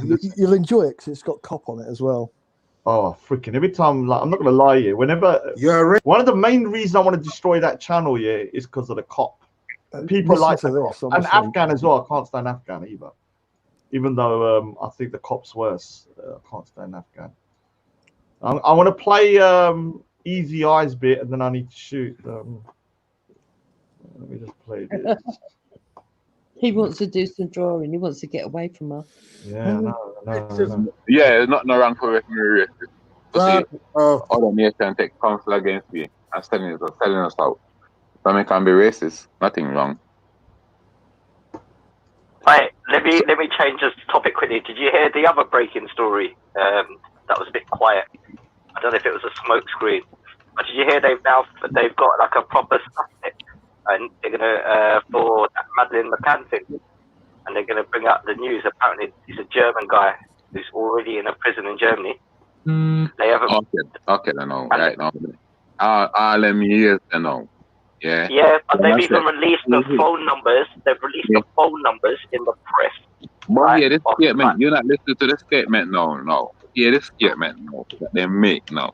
Them say now, them now for 3 years, 5 years now, or 6 years now. I run down somebody from Portugal, kidnapping Madeleine McCann now, yeah? Now them bring out, we catch this German man now. And then we suspect he wasn't a Portuguese man for all of these years. So why the fuck you didn't widen your fucking spread for look for the man that kidnapped Madeleine McCann? Yo, you're right though, because see the guy now, apparently he was already known to the feds now, for like I can't remember what it was, but it was some weird crimes, yeah. And his neighbours were saying that he was a weird guy as well. Like, so how come they never investigated someone like him back in the first place? So how they never, if they know about him so long now, how they never investigate him? You see? So that's how much I have to share about society. Society think they're smart and then can string everybody along. My lord, fuck Madeleine McCann, whether she's dead or alive, I don't give a fuck. Yeah. No, that's wrong. Yeah, that's wrong, bro. Yeah, here we go again. Yeah, my brother. No, you can't. No, the reason why listen where I'm coming from, but listen, I hear where you're coming from, but where I'm coming from, if it is true and someone's kid's gone missing, you can't be saying that because that's the worst thing that can ever happen, bro. Do you know what I'm saying? Here we go. So I'm not displaying. For these people, you have some emotion for these people, then, yeah? No, for parents, that's emotion towards parents. Fuck them parents there. All parents, bro. All parents, that's the worst nightmare. Hey, dude, what is this? You need to stop with this stuff, man. I have to forward that. No, the Jewish people, then kidnap. How many children go missing in America every year? Huh? I hear that, my brother. I hear that. It's not public. I know lots. One second. Simon, you need to edit that, man, dude. What? The thing with the Rasta, with the kind of like looking like a monkey or something like that. I'm just saying that I'm not. I don't give a fuck. Did you hear his very first statement? I can be racist. Racism is fine. Yeah, but I mean, look, like I said, I'm going to say it again. What's the title of the show? I'm just giving you advice. Keep the moral high ground. Do not lower yourself to their level. Because I'm way above their level, and he said racism is fine. This is a man who said he would actually like to kill me. He would cut I know. my tongue. Let me explain something. I understand because that guy said some of the most and he is a monkey. So that is I how he's understand. depicted. I know what you're saying. Yeah, I get where you're coming from. But at the end of the day, yeah, not everyone knows your history between you two. Not many people are gonna look at that video not knowing that he's threatening to kill you as being gay. They're gonna look at you making a video. They only have to listen to the first sentence where he says racism is fine about 3 times. So fine. All right. So I'm saying it again. Yeah, you know, people. I can't force you to do what you're gonna do. But I say keep the moral high ground. Yeah, that's what I'm saying. Let me just because I mean it's disgusting what you said, man. I mean. I'd like to know if real. And then the bit about the Jews. It's all the Jews. Oh yeah. Let me play the Jew bit. The Jews. He believes that Queen Elizabeth is a lesbian. Listen, the only reason I'm saying Madden is because we were mentioning it, but this happens everywhere in the world. I was just saying, but it's not the kids' fault. It's the parents. It's whatever, but it's never the kids. Cop. I hear what you're saying. I saw that. Stop that there. At the end of the day, let me tell you this. Yeah, he's a. I mean, I haven't really spoken to the guy, but yeah, he's a vile piece of shit. Okay, guys, on my show, ladies and gentlemen, I am going to end my show because we're just pretty much watching Rogers anyway. Might as well just bring him over. Come over, guys. I'm gonna be I'm gonna be leaving, so you don't need to listen to me. I'll let these guys onto the panel. I'll let one more. Who are you listening to, Rog? I don't know. I'm gonna be listening to you lot. I'm gonna be listening to you lot. Sorry, guys. Sorry, I didn't realize my mic was still on. I was talking to my guys on my show.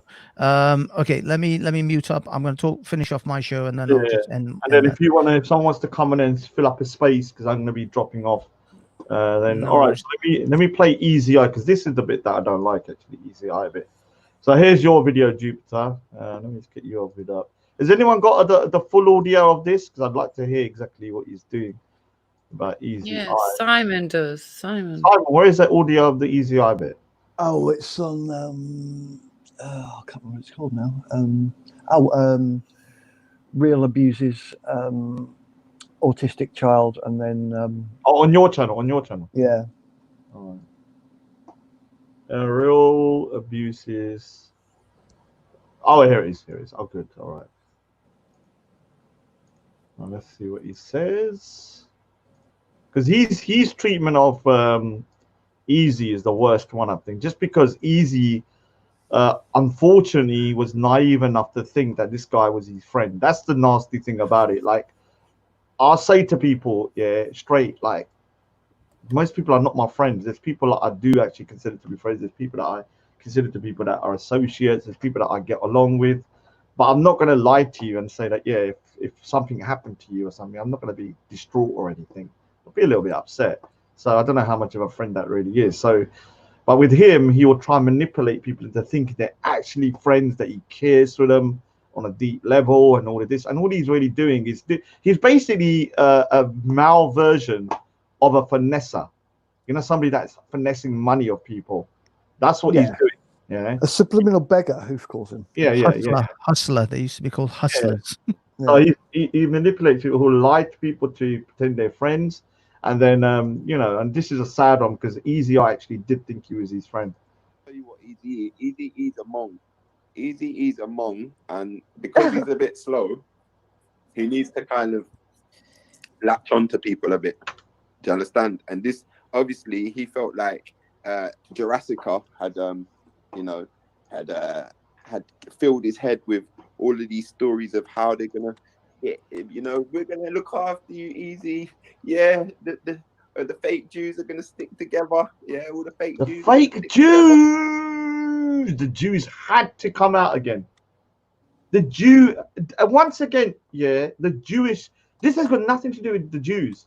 But he's fixated with Jews, and he's an anti-Semitic person, in my opinion, because he seems to chuck that in there every time he falls out with somebody who has any kind of Jewish descent.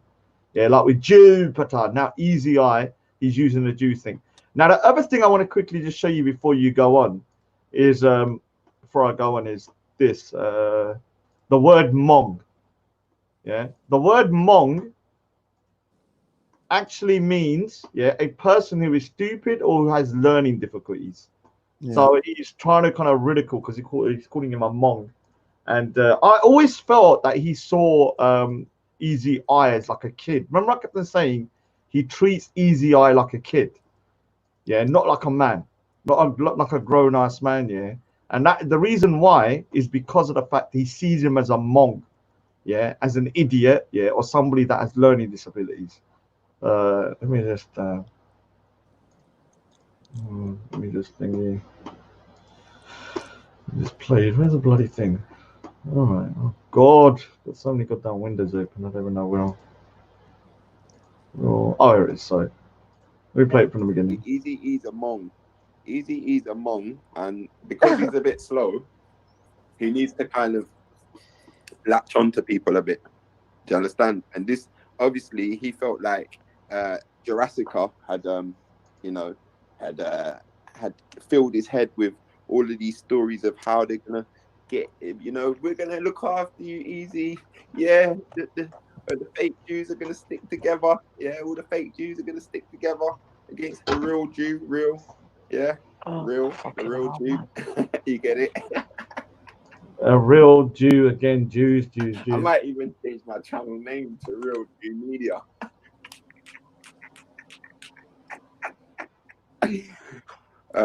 These dickheads, I swear down. No, you know what? Easy, yeah. Because Jurassica filled up his head, yeah. Because Jurassica filled up his head with stories of, oh yeah, we're gonna look after you. Okay. Now, if you're referring to what's it called, Jupiter, you know, you're obviously Rowan Deacon-Anosaurus. Yeah, Rowan Deacon-Anosaurus. You, are the reason why Easy Eye is now not talking to you. Because you have proven here your real thoughts about him was that he was a Hmong, that he's a fake Jew, and all of it's come out. So it's good we exposed Easy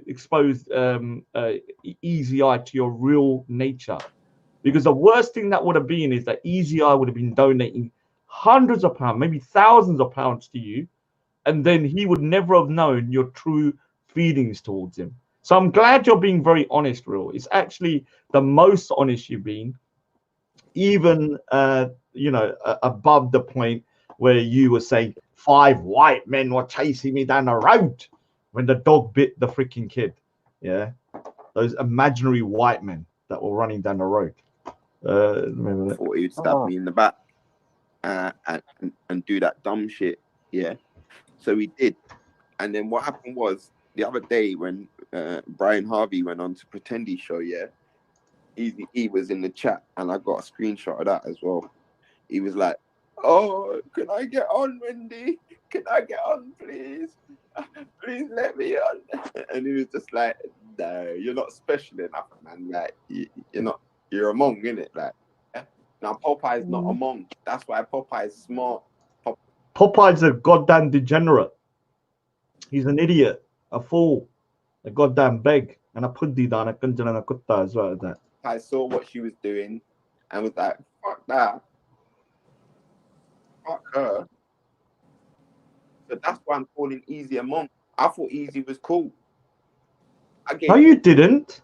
You said, but you can't say you thought Easy was cool, Real, when you have now admitted you always thought he had learning disabilities and he was a Hmong and a fake Jew. That's not what you think now. That is what you've always thought, but you never said it because you wanted his money.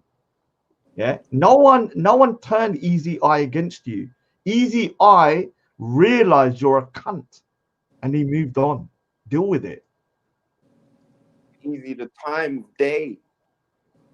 In fact, I gave Easy more than the time of day. I gave him fucking all day. He donated to your channel hundreds of pounds. The minimum you can give him is time and respect. The minimum. all that weed you've been smoking, yeah, you know all that weed you sit there rolling up like some kind of degenerate all day, rolling up papers like papers going out of business. He was paying for that habit of yours. Yeah, the least you can give him is a bit of respect and some time on your show. You're not doing him a favor. Your show is an open panel. You like I said before, no offense to the guys below, I don't need them. If I don't have to, I'll just shut the show if I wanted to. You need your panel members in order for your show to run, because as we saw the other day, you can't even do a show by yourself for 20 minutes without having to have somebody in to try and boost the viewers, because everyone's bored shitless of your bitching and whining. Let me just play. So easy. I know you're listening. You need to apologize. Never. If Easy ever apologized, yeah, I'm not gonna lie, I'll be so disappointed. But I'll do everything within my power to make sure Easy never apologizes to you, bitch. You should be crawling on all knees here like you did in prison, but instead of sucking his knob like you did with the other prisoners, you need to be begging for forgiveness, yeah?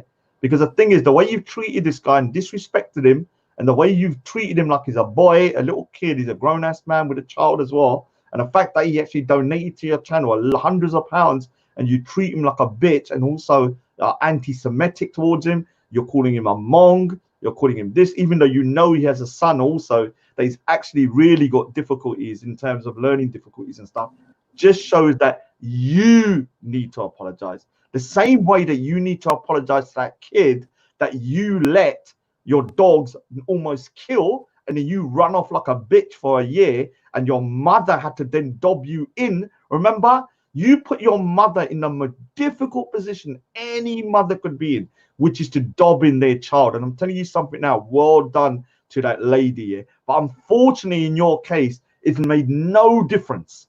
You've not learned nothing. You're never going to learn nothing. There are certain people in this world that I believe are beyond redemption. Yeah. And I'm going to say this to you. You're one of them. I don't think nothing you can do apart from making you go broke and living in a cardboard box will probably make you start thinking, because that's the only thing, your own suffering is the only thing that you really care about. Everybody else is just, just other pieces that, you don't really give a shit about. Doesn't matter if you hurt them, you do this or you do that, as long as you get what you want. Rather than talking about attacking, rather than talking about calling up fucking Jewish Chronicles, you need to apologize like a man and say, you know what, real, I'm sorry. Yeah, I got played like a bitch. They played me. You see what they've done now? Now they've dumped you off onto the wasp. That's what they've done. So, no. No. No. Yeah, so you're saying, let me say something. Interesting you said that, the Jewish Chronicle, because I actually think your anti-Semitism, yeah, might need to be kind of looked into. And maybe the newspaper, you might actually make the front news. It might actually happen. But instead of it being on the news of the world, it'll be the Jewish Chronicle. Real live anti-Semitism is rife. Anti-Semitic real keeps on attributing everything to the Jews. That's the freaking that is the front page you need to be on the Jewish Chronicle, because your anti-Semitism is really, really, really disgusting. Because I'm not even, the reason why it's so disgusting, I never heard you talk about Jews. All of a sudden, you've fallen out with two people with Jewish descent, and all of a sudden, the Jews are doing it. And that just shows you how much of a nasty bitch you truly are, a nasty individual. Yeah. If he does go over, Easy does go over to report you to a newspaper for your anti-Semitism, good. Let him do it. The other thing is, you've not heard any of us disrespecting Easy Eye, talking shit about him, calling him a Mong, letting people mock his disabled child, being anti-Semitic to him. Guess who has done that? You, bitch. You've done that. You've done that. So Easy Eye, if you're listening, never apologize to that bitch. Never. Let him apologize to you. Yeah, let him apologize to you. Never ever let that guy have the satisfaction of you apologizing to him. I'm telling you that now, because that guy, yeah, even if you apologize, he would still use you like a bitch and still see you as a dirty Jew, and probably still see you as a Hmong, still see your kid as worthy of nothing apart from abuse on his channel, and he'd still take your money though. Let me tell you that straight now. All right, so I've said my bit. Yeah, I need to shoot. You lot talk. I've had my little rant. I've had my little rant. Let me do little. Did you say little? Yeah, well, you know, the little rants for me. Just your average Raj rants. You know, your average type of Raj. So what I'm going to do, I'm going to leave the panel open. Who's on the channel now? Yeah. First of all, Wendy, can you tell us where your next or your second backup channel is, so we can find it? Oh yeah. Let me. Yeah, love. It's Can you put it in the Wendy side? Put it in the side. It's Wendy Woo 2. It's all one word. Yeah. Okay, Wendy Woo 2. It's just I want to find it, and this is like your opportunity also to tell everyone else. Yeah, everyone go. You know, if you, it's just Wendy Woo 2. It'll come straight up. It didn't come right for me. It doesn't. It's just Wendy Woo. I've got Wendy Woo 2, and it's a picture of like. It's a picture of Vivian Lee. Yeah, out Gone with the Wind. That's it. I can see it now. For me, it came up straight away. Are you saying 2 and a 2 or 2? Number 2. Number Wendy 2. Woo, number 2. Yeah. Okay. Wendy Woo number 2. Can you not just post? Can you just put the link on there, man? So I can just. There's a link. I'll post it. For the love of God, I'll post it. It's in there already. Okay, all right. So let me just click on it. Tell people to sub. Because I'll tell you what, yeah, you was doing a lot of damage. You know why he's so pissed off with you, Wendy? Guess why? Because you were smashing him in the viewers. He doesn't care about him. You were hurting him hard. You was hurting him hard. I'm telling you, I heard him say that. Yeah, you're a snake. You went over there. You're now getting hundreds of viewers. Now you don't care about me. Rah, rah, rah. So for him, that's why he had to do what he had to do. And mainly, he thinks that they're stealing all my my biggest donators is what he exactly said. That's what he's pissed about. We're hitting him in his pocket. He hates that shit. This is why he went against me very quickly, because I didn't say oh well, you know, real, you're this, you're that, you're dog. I didn't say anything about that. All I said was people who give real money recognize he is not providing content for you. His panel is. Those would like fucking stabbing him in the heart. He turned on you hard after that. So let me. I'll put the thing in the link in the side, and so yeah, please go over and subscribe. It's good to have a second channel, isn't it? Are you just banned for a week at the moment? I don't know, because I intend to get it lifted. I'm going to do everything to get it lifted tomorrow. So, today. First of all, don't delete your video, because if you do, your appeal will not go through. No, I haven't deleted it. No, don't delete it. It's just on private. Yeah. If you've got a video that is going through, a review or appeal, if you delete it, they will automatically just leave the strike on, and they won't do anything. Right. I said your appeal is cancelled automatically. So go into the edit option if you can. If you want, I can try to talk you into through it. But go to the creative studios, go to the edit the video, and try to put a blank, a sort of blurred image over that period where the porn bombing is happening. See if you can blur that image out. Can I just see what kind of content? Let's see what amazing content Wendy Woo 2's got.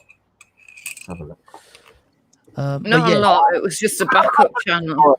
All right. So what you need to start doing is what I did, which was the back. I've got a second channel, which I know can still bring in like 100 viewers. Because I built that channel up at the same time as I was doing. I was purposely live streaming it. So if this one gets shut, I can move over to that one. It will have less viewers, no doubt. Probably around, maybe 100 to less than 100. But you need to start building this channel up so that if anything ever happens, you can always go to this one. So everybody, up to Wendy Woo 2. I'm going to be off now. I'm going to put the link into the chat. I'll keep on checking. I'll check again at. It's 2:30 already. It's bloody middle of the night. 125 people, so you might as well talk. I'll put the link in the chat. Anyone wants to jump on? There's MySpace, and I don't know what Flexi's doing. I don't know whether he's still on there. Otherwise, I will take him. Well, Brother G, I would be talking if you shut up a minute. You know what I mean? Give us a chance. If you want to stay on, though, you can stay on as long as you like. You don't talk about whatever you want. Keep it civil, though. And then you know what I find kind of interesting is certain people who come from certain like Old Testament type of or Coptic Bible stances, that they seem to be like from their religion getting a lot of hate. I mean, I don't know nothing about those people you were playing or whatnot, but it seems to be that I have met some Rasta men that only talk about love and oneness and stuff that's very close to Sikhi. But the other ones that talk, a lot of hate towards who they perceive as like the hijackers of the Jewish faith and homosexuals. I find it kind of weird that they can like spend so much time fascinating on like, you know what I mean, getting so worked up on like certain people. And certain Mohammedans as well. They're the Hebrew Israelites, from my understanding, more. Brother, man, honestly, here in the States, you meet these cats called the Black Israelites, right? Trust me, mate. I tried to talk to them a few times. Have you ever heard of a Black Israelite? Yeah, I've seen them. They're the same as the Hebrew Israelites. I think they're the same sort of gang. I don't know, but there's these cats in downtown Columbus, Ohio, who dress up like Power Rangers. And they hate, man. There's a lot of hate.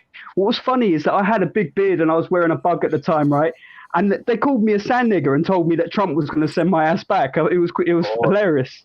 And before anyone says anything, like, you know, because he's like I think he's from Irish descent. So you was wearing a turban at the time, wasn't you, with a beard? So for them I had a big beard, and it was amazing because I was trying to I was working towards more Orthodox Sikhism at the time, right? And it's amazing the way that your white privilege disappears the second you start wearing a turban and have a beard in America. Well, the thing is that's the one thing, like, even with Sikhs that are like in India, like, you know, once you got the beard and the turban, like, you just form into one person. Do you understand? Like, one group. That's the whole point of it. Like, it's hard to distinguish between. Obviously, you can tell the difference up to a point if, like, they got blonde hair and stuff like that. I mean, that's the reason why the guru gave us the form. You know, I mean, it's not an easy one. That's why I have cut hair now. I don't deserve that uniform because I'm not living like that. But you know, it's very interesting for people who don't know that it's not just a cultural thing. It's a highly spiritual, religious military order. Yeah, there's some. Let me see. I'm gonna get a picture up. You know what? I'm gonna actually put up here, and I'm not sure if I should. I got lots of footage of the Sikh community in LA, but I need to figure out how to blur their faces. Yeah, because it's very interesting. You can do it on YouTube. There's an easy function on YouTube. Yeah, no, it's not easy, man. I'm telling you, it's not easy. Trust me, I've tried it. It's a bloody nightmare, man. So I've been trying to figure out how to do it, because it's the whole video. I need to blur out everyone's faces and do. Maybe you can download an app or something. Yeah, trust me, I've tried. It does a bit of it, but then what's the point? You do like 90% of it, but there's still 10% that can be seen. So it's pointless. Like, I want the whole thing, everything to be, because I don't want to dox people. Do you understand? Is Wendy still here? Wendy who? Is Wendy still here? Wendy who? Oh, shut up. I'm only joking. All right, so I'm shifting now. Yeah, you lot talk between yourselves. If you want, I'm going to be kind of keeping an eye on the computer. So if anyone wants to jump on, I'll try and let you on. So you lot go ahead. I'm gonna just be on mute. Take care, guys. Big up to yourself. Yeah, go do some work, Raj. Hey, but like for a warning for anyone, if you're ever in the United States and you see some generally black people dressed as Power Rangers, don't try and talk to them. They are like they're basically, you know, that Baptist church that like was protested with the, what was it, the Westbourne Westboro. Was it Westboro? That's the one. Basically, they're the black version of that. So they spend a lot of time hating. They have an amazing amount of passion that they get from their faith. But it's they're so hyped up about their own kind of like heterosexuality as well. I said to him, "I bet you don't even go down on your wife, do you?" And he went, no. I knew, because I know the mindset. And it's do you know what I mean? It's just like, no, don't go down on the wife. Do you know what I mean? Hyper masculinity in this kind of, it's really strange. And who's that you're talking about, mate? That Rasta that he was just playing. Yeah, there is something within that culture, but you know, it's something that's quite dated, isn't it? You know what I mean? In like a modern society, you know what I mean? A lot of these kind of sentiments, it's quite peculiar how people can be like living in like a Western modern society, and that they think they can voice some stuff that's like straight out of like prehistoric desert type of mentality. It's amazing to me that people think that they can like justify that kind of mindset with their religion. It can't last. Yeah, it's strange. Well, I see that actually. Funny enough, Rog. I'm looking at Roger's picture. It's in my brain. Simon, I see that actually in the Iranian community all the time. This hyper masculinity sort of attitude. I see it in the Middle East and all the time. Yeah, it's like they don't even want to appear in any minute way feminine. Yeah, like everything has to be over the top masculine. Isn't that the gayest thing imaginable, though? Isn't it? You know what I mean? There's nothing gayer than that. It is. that is gay. it's like, how frustrated is your missus? Fucking hell. But it's not that. It's like it's a pissing contest all the time amongst men. Like I went to a party. I don't usually. I'm not a major sort of hang out with the Iranian community in London kind of guy, because most of the time they piss me off. And the reasons they piss me off is because of this. I went to a birthday party last year, and it was in this very, very wealthy person's house. He had, like, let's put it this way, one of the cars in the driveway was a top of the range Mercedes with a chauffeur sitting in it. And that was just one of the cars. So these people were all rich, and I was standing, just having my drink and standing with a circle of like 3 guys. And everything that came out of these people's mouths was a pissing tournament. Rog, mute up, man. Mute up. You're moving shit around. I think it's Flexi. I think Flexi's working out. Flexi. Okay. Oh, sorry. No, brother, man. I was just walking down the stairs. But yeah. Like, I get you. Like, in that Eastern or like sometimes Caribbean, we were mentioning about that there seems to be quite a lot of insecurity, don't you feel? I mean, yes. There's some warriors there, but like very, very weak spirit. Yeah. Yes. Oh, sorry, Flex, you were breaking up. Forgive me. I'll go back nearer to the. Oh yeah, you're completely breaking up now. It's heavy, but yeah, I mean, he's right about the hyper masculinity. It's what it is. It's a constant. I mean, these guys were standing talking about, oh yeah, the other day, you know, I was driving in my I don't know, Mercedes, Porsche, whatever the hell he had, and these 2 birds. Yeah, I came over. I pulled up next to them. I said, hey girls, you want to go for a thingy? Yeah. They said, yeah, come in. And then I went back to my place and I just banged both of them there and then. I'm like, that's awesome. Thank you for that story. That was an awesome story. Hey, don't you find that a lot of that kind of culture, it comes out of like a oppression, that these people have been so sort of controlled and oppressed, that this is like a, you know what I mean? It's a valve that's been released. It's clearly like, you know what I mean? Yeah. They're just not modern enough. You know what I mean? I'm sorry to say it, you know, it makes me sound like I'm elitist, but in a sense that, yeah, this Western society, you know what I mean? It's like, there's like outlets that we have here that, you know what I mean, I wouldn't give up for whatever you're going to win in going into that some other kind of society. I don't know like what's on the table there, but it's very unattractive. Yeah, it's just like all the conversations were always and it's not just to say them. I've seen this in Iranian communities all the time. It's always about yeah. I made this much money. I have this car and I got this place and I got my villa over there and yeah, these other, you know, the other day I walked on the beach. I went to these 3 women and said, hey, you want some of this? They were like, yeah. So I went back to my place. All 3 of them round my knob all night. That's right, mate. I'm not even. You think I'm exaggerating? I swear to you, it's not even. It's like, it's not even a bit of an exaggeration. I was just looking at him, going, they just came back with you, like just like that, right? Yeah, there's no pretext, they didn't know you. You were just some stranger walked up on the beach and they just went back to your place, right? I mean, I'm assuming that you're from your accent. I'm assuming that you're like from like the same sort of you're from the southwest, like I am. I assume, but like so probably you experienced the same thing as me, as like conversations like that when I was 14 talking to a 17-year-old. You know what I mean? Yeah. But the 17, 18-year-old would be telling me stories like that. And at 14, I was going, mate, you're blagging. Yeah, that's what I mean. They sound like, that guy from the In-Betweeners, the one who constantly talks about how women are, he's banging all these women all over these were grown-ass men in their 30s and 40s, highly successful. I don't deny their success. They were all, they all had top-of-the-range cars in the driveway. So I don't deny their success and their money. But the fact that they felt they had to, like, I just met them that night. I just went, hi, so I'm Banksy, and the dude was telling me about a three-way he just had. So where do you think their insecurity comes from? You know what I mean? Like in their society, what is the factor that's making them like so repressed as grown-ass, like successful men, like you say, but acting like children? What's the factor? I think it comes from this hypermasculinity thing. It was a complete pissing contest amongst them. They were all comparing houses and cars and this and that, and they're like, "So what do you drive?" I just drive a shitty little two-seater. It's a convertible though, but it's just a shitty little two-seater. It wasn't anything special. And that was back then. I had a two-seater convertible. It is kind of a man thing though, isn't it? I remember hearing this bloke he was on the top seat of the bus, and he totted up the price of all his clothes. He was going on about the price of his trainers, the price of his expensive watch, the price of his this, that, and the other. And then he was going on about how younger girls he could get to shag.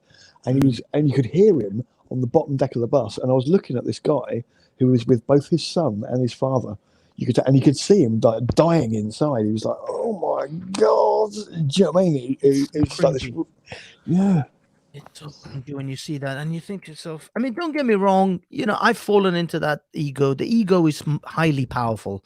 The penis is mighty. And it wants to be cherished. It's easy to do. Yeah. It is. I've had moments in my life where I thought back, I was like, oh, why was I such a cringy dipshit that night? And why did I say these things? And so, yes, it happens. It happens to us all.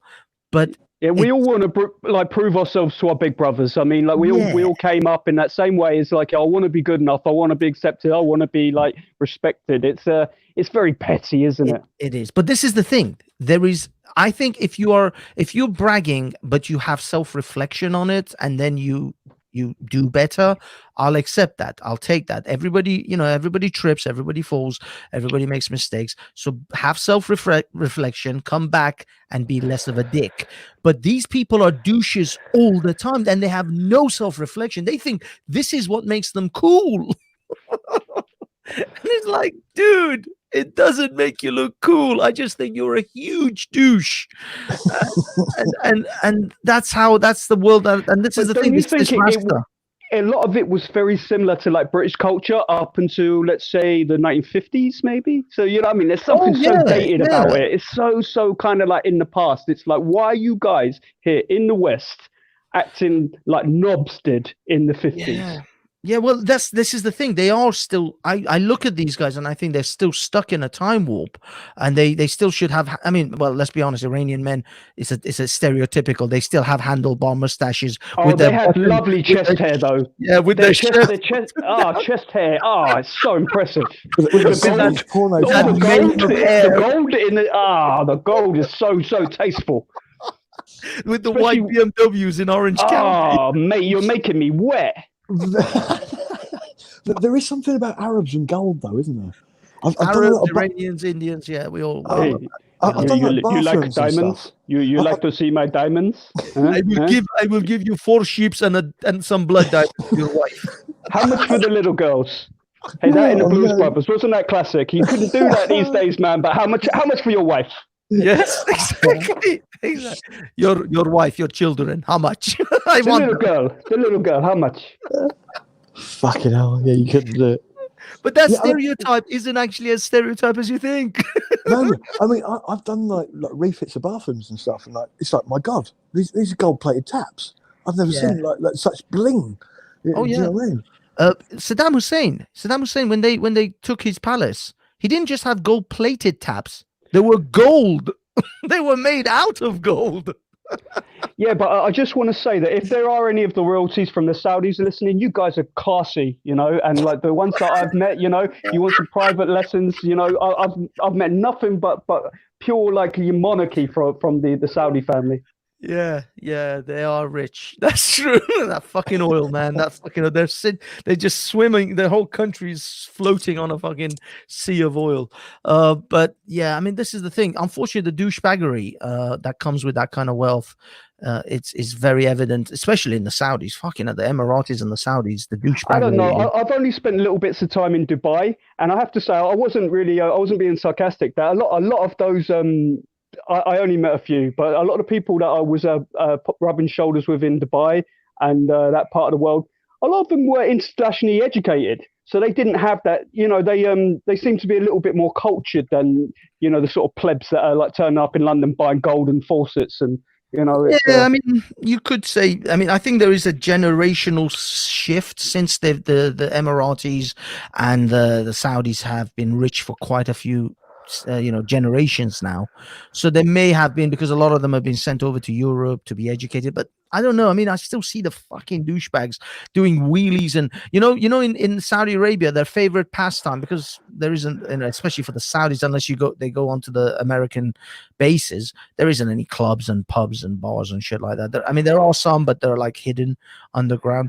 But they do those side wheelies. Have you ever seen them when they the 4x4 onto the side? What's even crazier is when they're ghost riding with it. Right. You ever see the ghost riding where they like the driver will get out and like balance on the bonnet, and you know, I see some pretty crazy stuff from my time in India as well, because there is some wealth in India that people, I don't know if you understand, like in India is man, they're coming. Everyone's scared of the Chinese, and I'm like, trust me, when I was in China, my translator couldn't speak English. And in India, everyone's speaking English. Like, trust me, India is coming. Yeah, India's coming up. India's coming up fast. I mean, a lot of people predicted this anyway. But there's still some issues with like corruption and politics.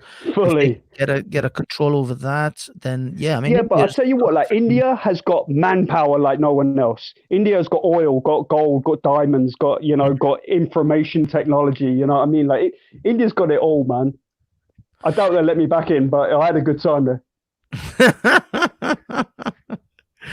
But I mean, the thing is, this is the main thing about India. A lot of people mention is India has only been, what is it, like 60 years, 50, 60 years since they've actually come from the yoke of the British sort of come up. The yoke? Do you want to hear something kind of a little politically you might not hear too often? Right, sorry for talking too much. If I'm over speaking the other guests here, forgive me, I forget your name. But like, there's something quite interesting is that when I'm in the north of India, right, I'm hearing so much of this anti-Britisher kind of talk and how the British this, the British that. And then I go to the south of India and I'm working in Chennai, and the amount of people who are like, fuck those Delhiites and their like anti-British propaganda. Yeah. When we were under I'm talking to old people there, and they're like, when we were under the British, we had laws and we had like, we had police, we had court of law, and we had this, we had that. They're like, fucking hell, man, we were so much better under the British than we were under New Delhi. You know what I mean? That like that is it's you know what I mean, a lot of the anti-Britisher kind of talk and that, you know, it's very dated as well. I think since they've gained their independence, since they come out from under the British sort of empire, they have now gone from, where they were in the 50s, or was it 50s? I think it was 40s, 50s. 1947. Late 40s, to having a space program.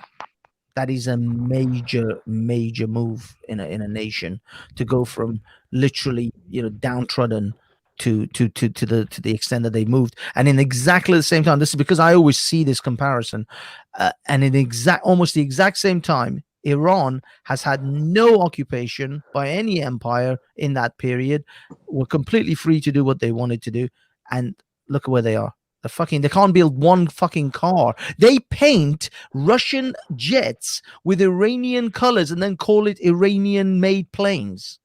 This is like been exposed all over the way they've taken Russian jets and they just paint them and then they go, "Oh, we made this in Iran." Like, no, you fucking didn't. You bought it from Russia. You couldn't fucking build a plane to save your life.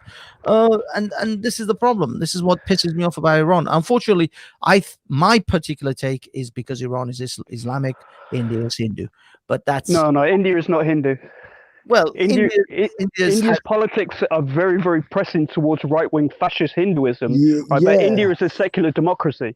Yeah, but what I mean is they're religious. I still put it under the religious and sort of That's the real dangerous propaganda that's being pushed around. No, India is a secular democracy, and it's supposed to be a federal state. And this right-wing fascist Hinduism that they're pressing now is something very scary. Yeah, I didn't realise this until I spoke to a young Indian girl actually, and she sort of brought me up to date with it. I was like, really?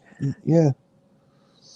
India's a federal system, you know what I mean? Like there's supposed to be sovereignty between each of the language states.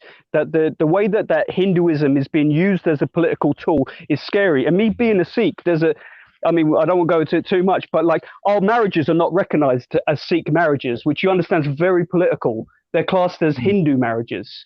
So like, and under the British, they were Sikh marriages. So you know, there's a stance of they're rewriting history. You know, it's pretty scary what's going on, and I think that maybe that like I don't mean to tell you that you're wrong. Of course, I don't know nothing, but I'm just saying that from what I'm hearing is a lot of the same sort of propaganda that I get here in the United States. And it's like, trust me, when you're there, it's a scary thing. It's not like all these little meek Hindus or however they're perceived by the Americans. It's like, no. These are some guys that aren't playing, you know. And Hinduism is not a religion. Hinduism is an umbrella term. There is not one. You're wildly going off what I was saying. I'm talking about ideological belief of the nation plus the political. That's what I'm saying. That's what I'm saying, brother man. Is that there isn't one ideological belief of the nation, even under the term of Hinduism. There isn't one. There's not one scripture. It's multiple religions that use the term Hindu, which is a geographical term. Sure. Well, what I'm trying to establish is in the philosophical standards. India has the dharmic sort of approach to their society, and of course the British, democracy that they left, and they've carried it on, which was a good thing. Whilst Iran, unfortunately, had they had a kingdom, but sort of secular society, a secular kingdom, but they ended up with a theocratic republic, which is what they are. They're a theocracy, but they're an Islamic theocracy.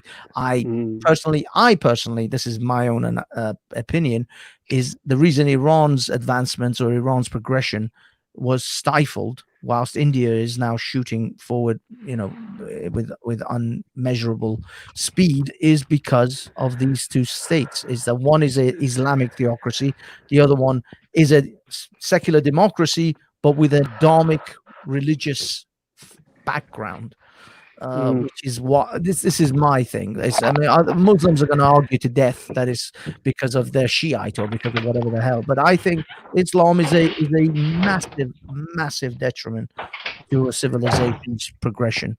And I'm glad you said it and not me, mate. Oh no, I say it all the time. Muslims hate me. I mean, do you think there'll ever be a form of reformation where there will be like a modern Islamic state which can sort of have modern Western sort of laws? And I mean, is it possible? I mean, well, there'll be different countries with different, we're talking different Muslim countries with different setups. I think that Islam itself is unreformable, because Islam makes very, very strong claims about certain aspects of its religion, its tenets, like it is literally the dictated word of God. You're not going to reform the dictated words of God. There is no reform for that. It's fucking God. Well, what, God got it wrong? He made a mistake. Was he pissed? Was he high when he handed the thing over? When was the day of the rest? Mankind was a Friday afternoon job, wasn't it? Yeah. So, or like, let's say when it happened within the Christendom, when it was like within the Western society, to where they've got to a point where, like, let's say we as Westerners, we allow our nut jobs, say, like here in the South of America, but there is, you know, that there's maybe America's a bad example, but say like in Europe for more of a sort of more modernistic approach that you know that generally nut jobs are like allowed within a degree and within like certain is it the monarchy, like how is it that the Westerners have been able to maintain it and like say Ireland, for example, Ireland, the most Catholic country in Europe, you know, it seems to like not allow the church to restrain. I mean, they did up to a point, you know, but then things changed. I mean, like I'm trying. I guess I'm sorry, I'm thinking out loud, but I guess is it like maybe sort of short-sighted that one of these countries might not be able to like take the example of say a European country and like continue with their like nut jobs, you know, with whatever views they want within a certain like field of. The thing is, this is as I see it. The Reformation of Christianity. First of all, Christianity doesn't make the claims that it is the literal dictated word of God. So the Bible is. Some people would argue that. Some people, but generally, overall, they haven't. They can't. I mean, they accept. The church has been known to shift with the times all the time. Right now, there are some churches or some aspects of Christianity, some denominations that are accepting homosexuals into their fold and gay marriages, etc., etc. They've accepted evolution. Even the Catholic Church has. So the Catholic, the Christian Church as a whole, the Christendom has been open to a lot more alterations and a lot more sort of but like since when? It's only really recent. Like I'm not talking about the Reformation that happened with say Luther and whatnot. I'm saying that the sort of, let's say post World War II, that it seems to be just a gradual progression of the church sort of catching up with Western society. Yeah, absolutely. I mean, and the thing is, again, all the stages. Martin Luther, what's it called? The guy who proposed the world was round. Damn it! There's a few of them, isn't there? No, but it was the one who got who was actually jailed by the church for it. You're talking about Archimedes? Galileo. And all of these people, all of these individuals throughout the whole period of the Enlightenment, small different, you know, people at different stages made inroads into the the Christian church, and then the church had to adapt because it would have become irrelevant in society if it hadn't. So the church and actually the Catholic Church in particular are very good at recognizing the trends, and they will mold themselves to whatever the trend is. And that's why I think the Catholic Church never extradited what's it called? The Catholic Church has this amazing ability. Oh, sorry. The Catholic Church has this amazing ability. Like, here, my time in the United States, being raised as an Irish Catholic in England, I've seen some varieties of Catholicism in America which are so foreign. Like, I'm talking like some forms of Catholicism which are like here in this area of Ohio that I'm in. The Catholic Church. My family is still Catholic, so I go to certain services with them and whatnot. And the church here is very influenced by, say, the American Protestant Baptist Christianity. So it has a lot of those influences. When I was out west, I went to some Catholic churches which were pretty much voodoo, you know, and with other like saints that are not recognized by the Catholic Church in Mexican communities and certain black communities and whatnot. The Catholic has this incredible ability to like synchronistically blend. You know, when I was in the south of India, I was amazed to see people who called themselves Hindus worshiping in the Catholic Church, and I was still practicing Catholicism in that time. And I went in, and there were people putting bindis and garlands and like worshipping at Mary and Jesus and whatnot, exactly like with fire puja, exactly like they were for the Hindu Devi Devs. So Christianity has this one kind of fit all. It's really impressive the way they've been able to do that. Christianity has a very chameleon-like aspect to it, and this is, I think, historically because of the fact that the Romans adopted it, and the Romans had such a vast sway over different nations and their imperialistic sort of tendencies. They had to incorporate a lot of. I mean, we all know they incorporated the Christmas tree from the Norse. The pagan practices. The holly that you put, the wreath that you put on your door, that's another pagan belief. The Yule log, the 25th of December itself is a pagan ritual. It's to coincide with the winter solstice. So they molded Christianity. Christianity is like plasticine.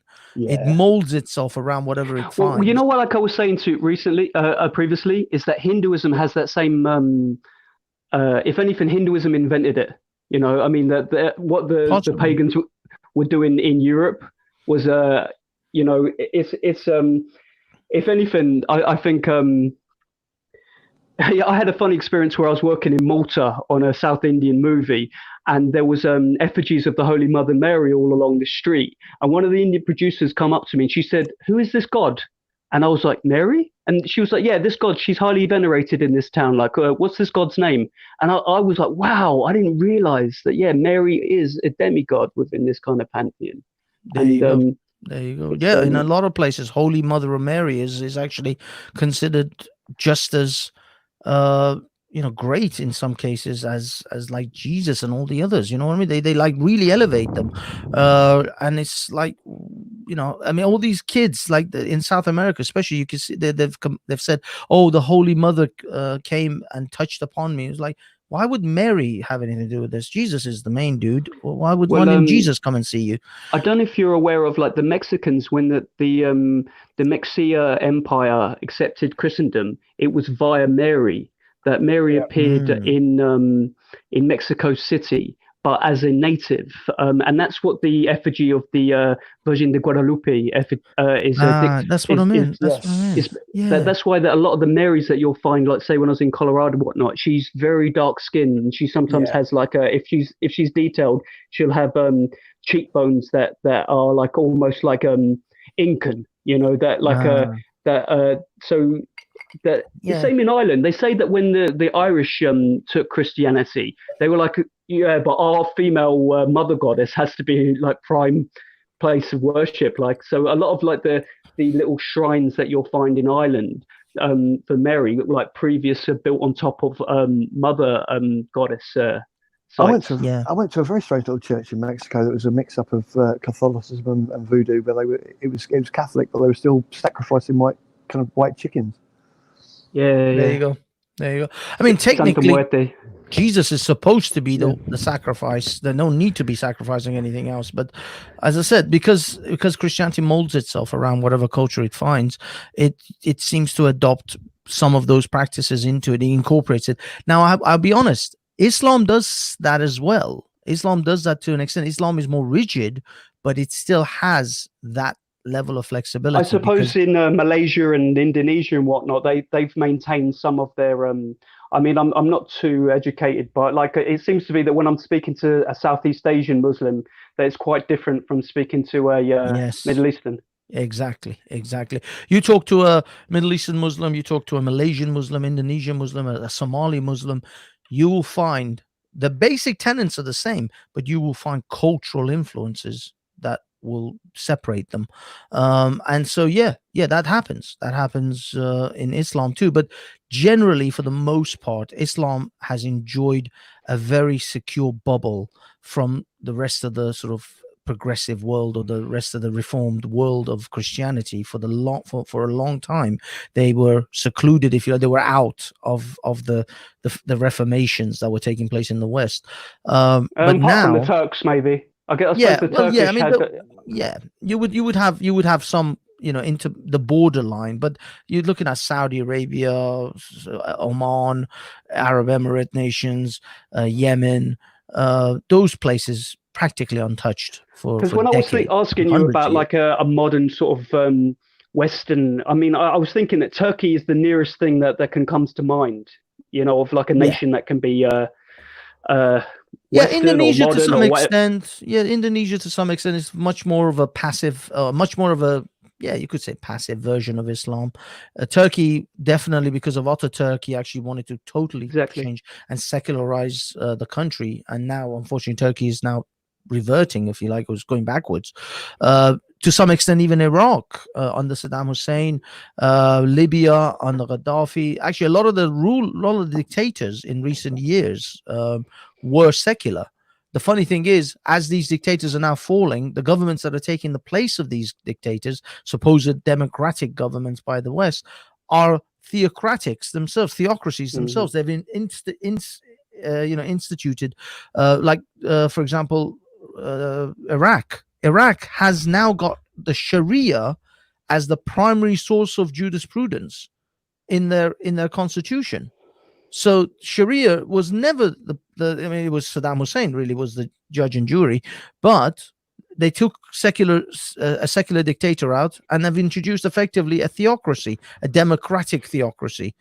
Similar thing happened to Egypt, but Egypt is now kind of, I'm not actually sure. I think, as far as I know, Egypt is still under kind of some sort of martial law. I like to hold faith that these sorts of dark ages can't last long. That these people, they're allowed to believe whatever they want as long as they don't really have too much power. And that capitalism, sorry for sounding like an American now, but that the maybe it will be blue jeans and who knows? To some extent, yes, capitalism has penetrated. I mean, let's be honest, the most devout Muslim goes to the mosque, and even in the middle of Saudi Arabia in his Levi's. So it still permeates. I mean, what I found, there's a guy who I used to troll a lot from Speaker's Corner called Jordan M, which I haven't picked up on for a while. I might have to go back to him. But he did a whole Hajj. Well, not a Hajj. He did a whole which is life. They call it life. It's just like a lifetime thing, where it's a smaller version of the Hajj. And what I noticed from his whole trip when I was going through it, trying to pick out bits to troll him with, was after they came out of the Kaaba, after they shaved their head and they wore those friggin' almost Buddhist and Hindu looking togas, they came out of Mecca, the Kaaba, the section where the Kaaba is, and they walked and they went into a place. Actually, no, they changed their clothes, but they went into a place to have McDonald's and KFC and Domino's. Oh, well, like Allah provides. Yeah, but it was like right next to the Kaaba.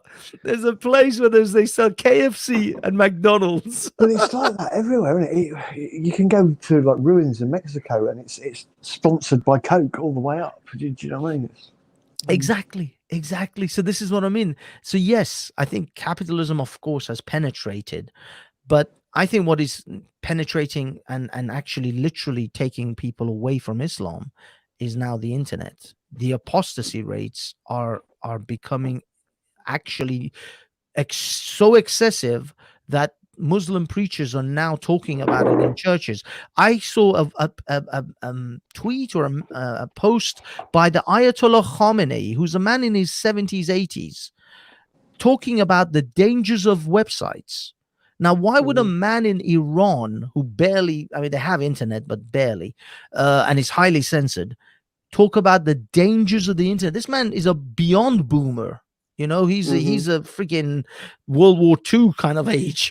And basically, if he's not censoring what you guys are reading, then it can't be from the Almighty directly. You know what I mean? That he's got that tap.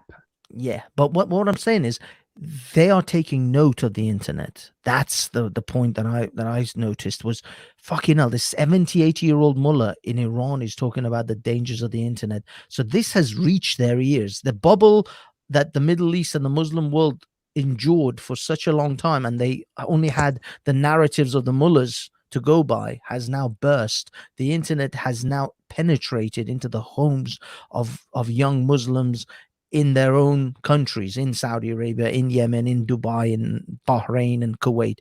So all these atheistic, secular thoughts and ideas are now in the bedrooms of little Muslim boys and girls, and they are beginning to shit themselves because the avalanche of apostasy is coming to the Muslim world.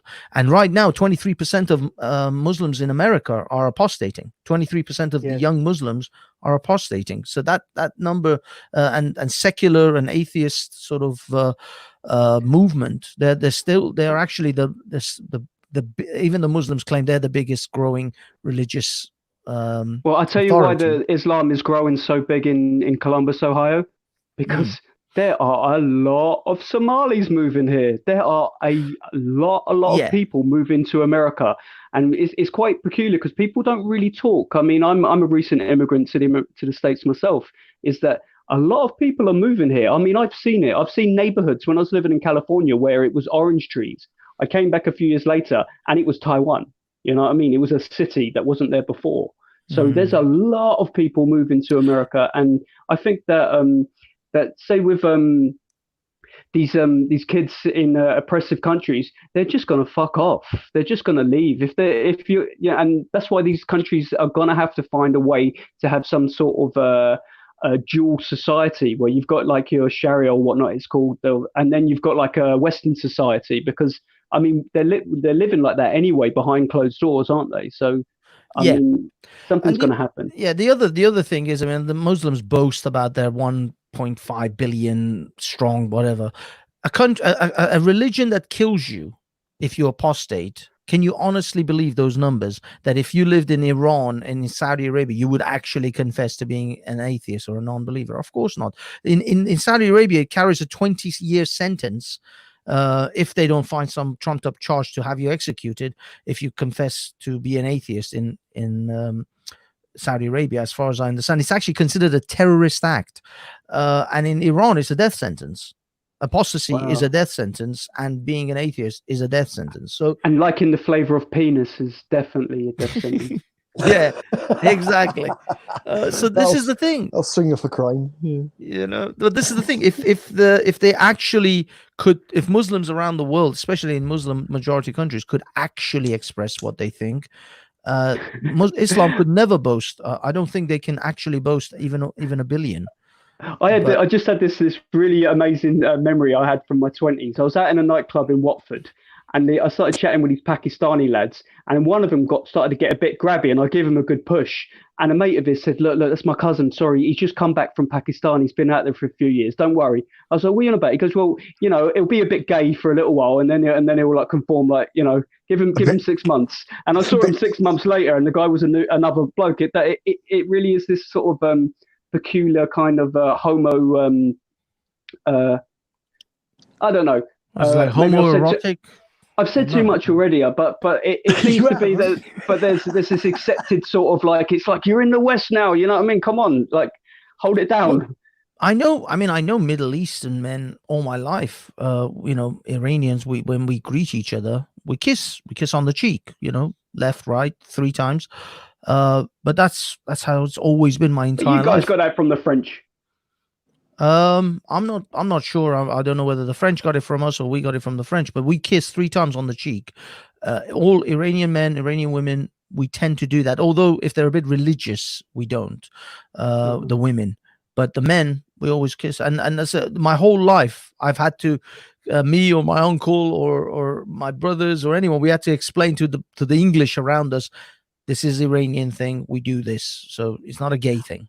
Well, this bloke I was telling you about was doing more than that, you know. So it was clear that you know what I mean. He was on trying to go for 4th base when you know you're talking about first. Damn, that's. But then why is it because of lack of women? Because the men just maybe just because you get such a beating for doing it to someone's sister, you know, that I really don't know. Because I mean, I spend some time with some Punjabi people, which are completely Punjabi culture, and they can get really huggy, and I'm like, oh, is it going that way? And it turns out not. A lot of times it isn't. That there is just this really kind of family sort of wrestling. Oh yeah. There is I mean, I would say without any doubt, we Iranians certainly we are much more touchy feely than the British. There's so much more physical contact between people. I think everybody is more than the British. Possibly, yeah, it's true. The British there's some parts of America that are more British than the British. Maybe, but I mean, some really repressed Christians out here. Oh, the Christians, you mean? Yeah, that's what I'm saying. Is that, I mean, I could talk so much. I've been out here on and off for about 20 years, but the impression that I had in the UK of what I would experience here, it's different. That's why I got into a little bit of a disagreement with an Ali G impersonator the other day on Raj's show, where she was trying to go on about what America is and isn't from what she'd seen on her cell phone. And I'm like, you know, is it possible that what you're being shown on your phone is by design to control your mind? And like, you know, she was trying to express to me that she knows what's what and what's really going on. And I was like, well, I used to say a lot of stupid stuff like that when I was 22, you know, and when you actually get out there and you realize that there are societies and there's ways of doing stuff here that it's not quite what you'd expect. There are and not everything is as bad as it seems, or something, or as nice as it might seem. You know what I mean? That this place is like mastered a form of smoke and mirrors. That, you know, well, I was talking about the Christians that I was, I suppose, a practicing Christian when I first started moving out to America, and yeah, there are groups of Christians that have been developing for a long time here in very interesting ways. And that one thing that you do have to actually realize is that Joseph Smith was a real prophet of God, and he actually found some gold plates. They went back to the angels. But like, the thing is that when you accept Joseph Smith as your prophet, then there's no need to sacrifice the blood of the lamb. They had, do you know, one thing I was learning very interesting is that because Joseph Smith had somehow got a copy of the Quran, and that he'd somehow, like, he was uneducated as he was, that he had statements like the sword or the book, and his polygamy, and they have this form of like apostasy. Bloodletting, where they'll be like, oh, the blood of the lamb's not enough. Sometimes you have to do blood that they have. Are you sorry, are you saying the Muslims are involved in this? With the no, not at all. Mormonism? No, it seems that when Joseph Smith was grabbing bits and pieces and whatever he could to give some sort of authenticity, copy paste religion. Yeah, that somehow somebody had let him know about the prophet of peace be upon him, and that he was inspired into like taking as many wives as possible and offering the book or the sword, and that they have this this belief in the ultra orthodox. So I believe that the Latter-day Saint Church doesn't recognize it as much anymore, but the fundamentalists have a death penalty for their apostates. I know fuck all about the Mormons, really. Well, they are the true religion. Are they all? You know what's interesting is that within Mormonism, it's actually very similar to some forms of Hinduism. When you get down into the nitty-gritty of what they're intending to achieve through their spiritual evolution, it's very different from Christianity. That the offer that's offered within the Mormon salvation is the ability to become a god. That you don't go to heaven, and like that you become a god of your own planet. That sounds more like it to me. Well, when you actually look at the basics, that the Mormons are nearer to Hinduism in their like pantheon of gods, and that I definitely see I see more of a similarity between certain forms of Hinduism and Mormonism than I do with Christianity. But Joseph Smith's a true prophet all the way, 100%. Mm-hmm.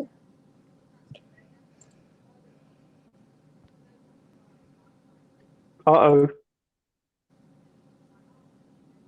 Uh-oh, what? Sorry. I just heard a funny sound. I think that maybe they're onto me. Who's they? The true church. Oh, okay. Forgive me for all I said. It was all in jest. I didn't mean to upset anyone. Please don't kill me. I've just really never taken them seriously. Oh shit, man. That's the thing. Is that like there's certain groups that come across as like harmless or silly, and then when you look about how powerful they are and how integrated they are in societies, you go, actually, it's a whole different thing we're dealing with.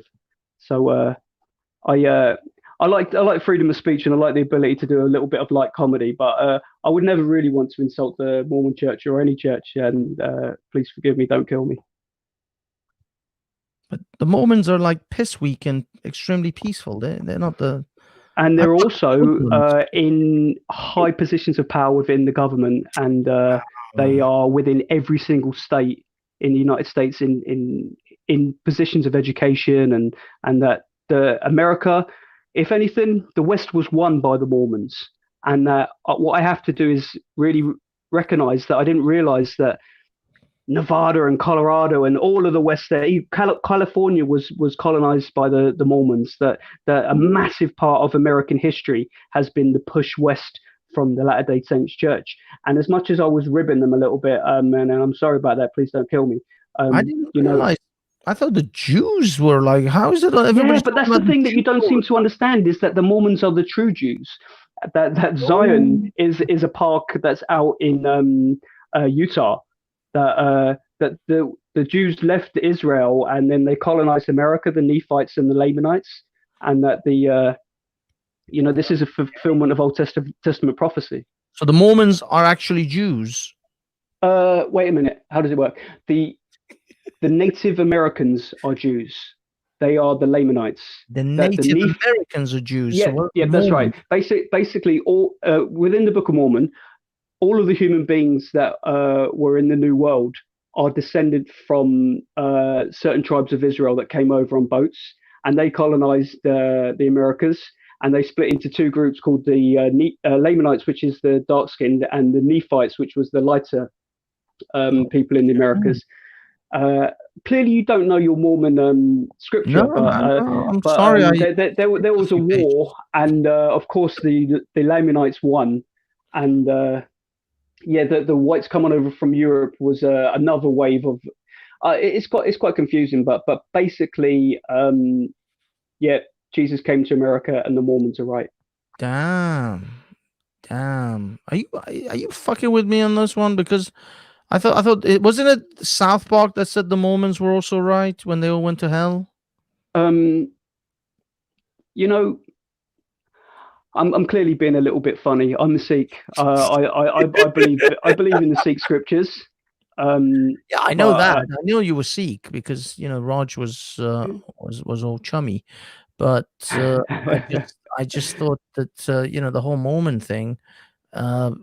Is this because I know that you're right that those golden tablets came from the Native Americans, and that's where Jesus apparently had a visit or something before he went off to heaven. Yeah, that's right. Yeah, the Nephites and the Lamanites. And is it true that the Mormons are promised a planet when they die? They can get well, according to the Book of Abraham, which is not within the Book of Mormon, they've got more than one book within their what's the word? Canon. Their tenet. Within their scripture that they have the Book of Mormon and also the what was it called? The Pearl of Great something. But the Book of Abraham, which was a translation from some Egyptian scrolls that Joseph Smith acquired and translated, as well as the Book of Mormon. And within that, there was a revelation that if you're a good Mormon, you go through the temple ritual, that you actually you attain the same level of power as the God who has created this universe.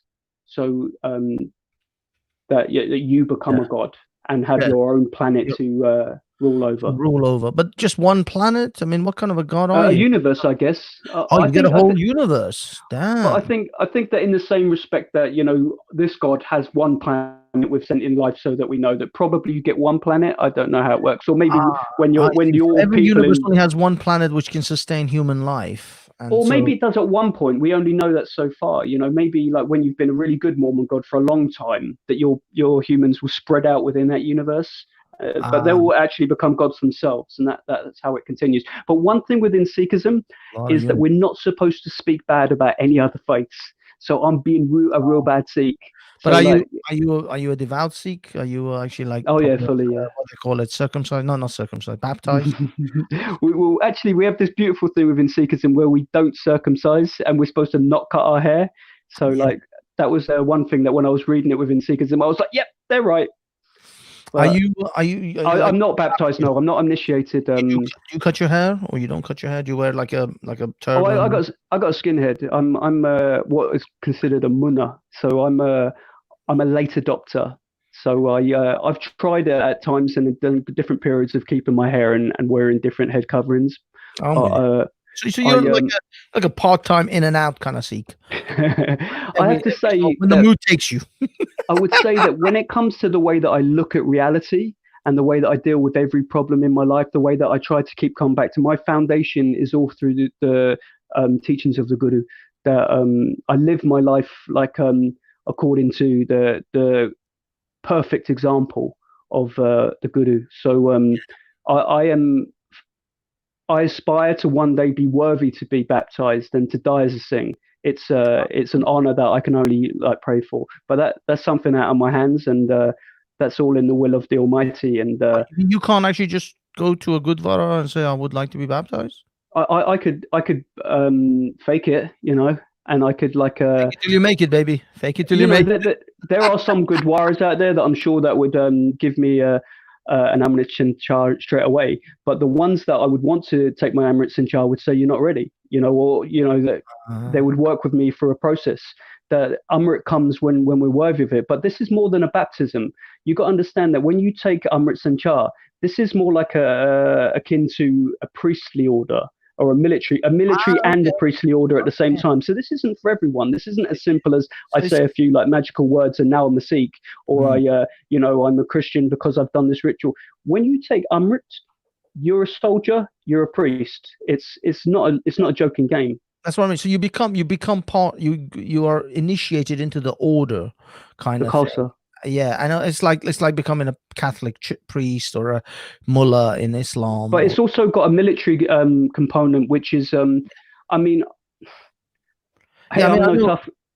tough guy, but you need to be ready to give your life for what is right. That I don't know whether I'm ready for that. I was keeping my hair last year for a number of months, and when I came back to England, the thing that made me realize I had to take off my hair was when I was watching a fight on the high street, and these two guys were punching shit out of each other, and I thought to myself, if it gets really bad, I will jump in and like make sure no one gets really hurt. But I was letting them fight, and I was sort of enjoying it with the other people watching it, and I was thinking, I don't deserve to look like a Sikh, because people were recognizing me as a Sikh then, because it was like I was way better behaved. Physical altercations is your lifestyle that such that you actually get into physical fights all the time, or? No, not at all. But like what I'm saying is that like when you live in the States, there's different levels of threats. But like when I was back in London and going around on public transport, I had a certain level of respect for the appearance of the Guru, that I was like, I'm looking like a Sikh, so I need to be behaved. I wouldn't want to put any like bad impression to anyone on the form of my Guru. So it has like it has a lot to it. But when it came to this fight, I was like, I'm not doing the peacekeeper role. Like, and to be an Amradari, which I was working towards, it was like you are supposed to be the one who's going to break up the fight, going to put themselves in the lion's way of danger, and the mission is to feed and free humanity. And I'm not worthy of even calling myself a Sikh. I'm not doing enough charitable work. I'm not that level of honor that comes with the name Singh. It's something that I aspire to be able to get to one day. I see. Actually, Raindrop, who's also a Sikh, pointed out it's more of a like the Knights Templar kind of order rather than. No, I would say Jedi. It's much more like Jedi. Yeah, I suppose, yeah, because the Knights. But I mean, the Knights Templar do have a religious aspect to them as well. But you're right. You could say, yeah, you can be both a highly religious or spiritual individual as well as a warrior. I would say that goes hand in hand, that the power of the Sikh soldiers comes from the spirituality, that the reason why that there's so many things that you couldn't argue with the morality of the gurus. Yeah. That if you're aspiring to be like the gurus, then you are going to be the one who's really going to be worthy of being a peacekeeper.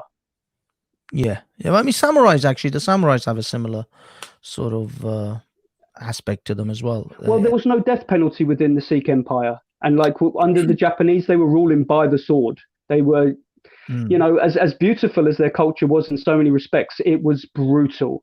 And when we're talking about the gurus here, this was the very last option. When everything else has been exhausted, that's when we are permitted to draw the sword. That it was quite the opposite. It was there would be no Sikhs if they hadn't been militarized. You know, there was the intention right from the very beginning to wipe out the Sikh movement. So did the Sikhs come about under the occupation of India by the Muslims, by the Mongols? Sikhism came about in that period, wasn't it? Yeah, throughout the time of the living gurus was under the Mughal rule. But the one thing that's very interesting is that right from the very first guru, that the Sikhs had the ability to operate as a state within a state. That the first guru was not only the religious leader, he was also the political leader. And there was 10 successive gurus, and then our scripture being the final living guru. So that the reason why we have a flag outside our Gurdwara is because that is a sovereign piece of land. That within there is no secularism within Sikhi. That within the Sikh nation, they were never under the Mughals. That's why there were so many wars, because Sachi Pasha, the true king, is the name that we've been given the gurus right from the beginning. So you can imagine the Mughals were not too happy when sorry, you two. I'm going to be closing the stream in like 10 minutes. Is that okay? Sorry to bore you, Raj. We can get off of this. Yeah, no, carry on. I wasn't even listening, to be honest to you. So it doesn't really make sense. Yeah, that makes sense, actually. It's Hoppers coming to Hoppers 3. Yeah, I didn't want to go after like 3:30, 3:40. So, well, sorry to keep you up so late, mate. No, don't worry. No, shut up, me. Oh my God. I was talking to Banksy, not you. Why not? No, I'm sorry. I'll come back here. What it is, I talked to Flexi before, so you go, because I need to speak to Flexi about the show on Saturday or Sunday quickly too. Raindrop, give me a time you're free, because I need to talk about the 1984 Punjab. It's a good time to kind of like explain the differences between Punjab, Khalistan, Punjabi culture, and we can kind of do the whole thing in one go. I think it'd be an appropriate time. So I'll be back in like maybe 10 minutes, 5-10 minutes, and then I'm gonna wrap the show up. No worries, dude. No worries. Yeah, I mean, to be honest, yeah, I'm fading away myself.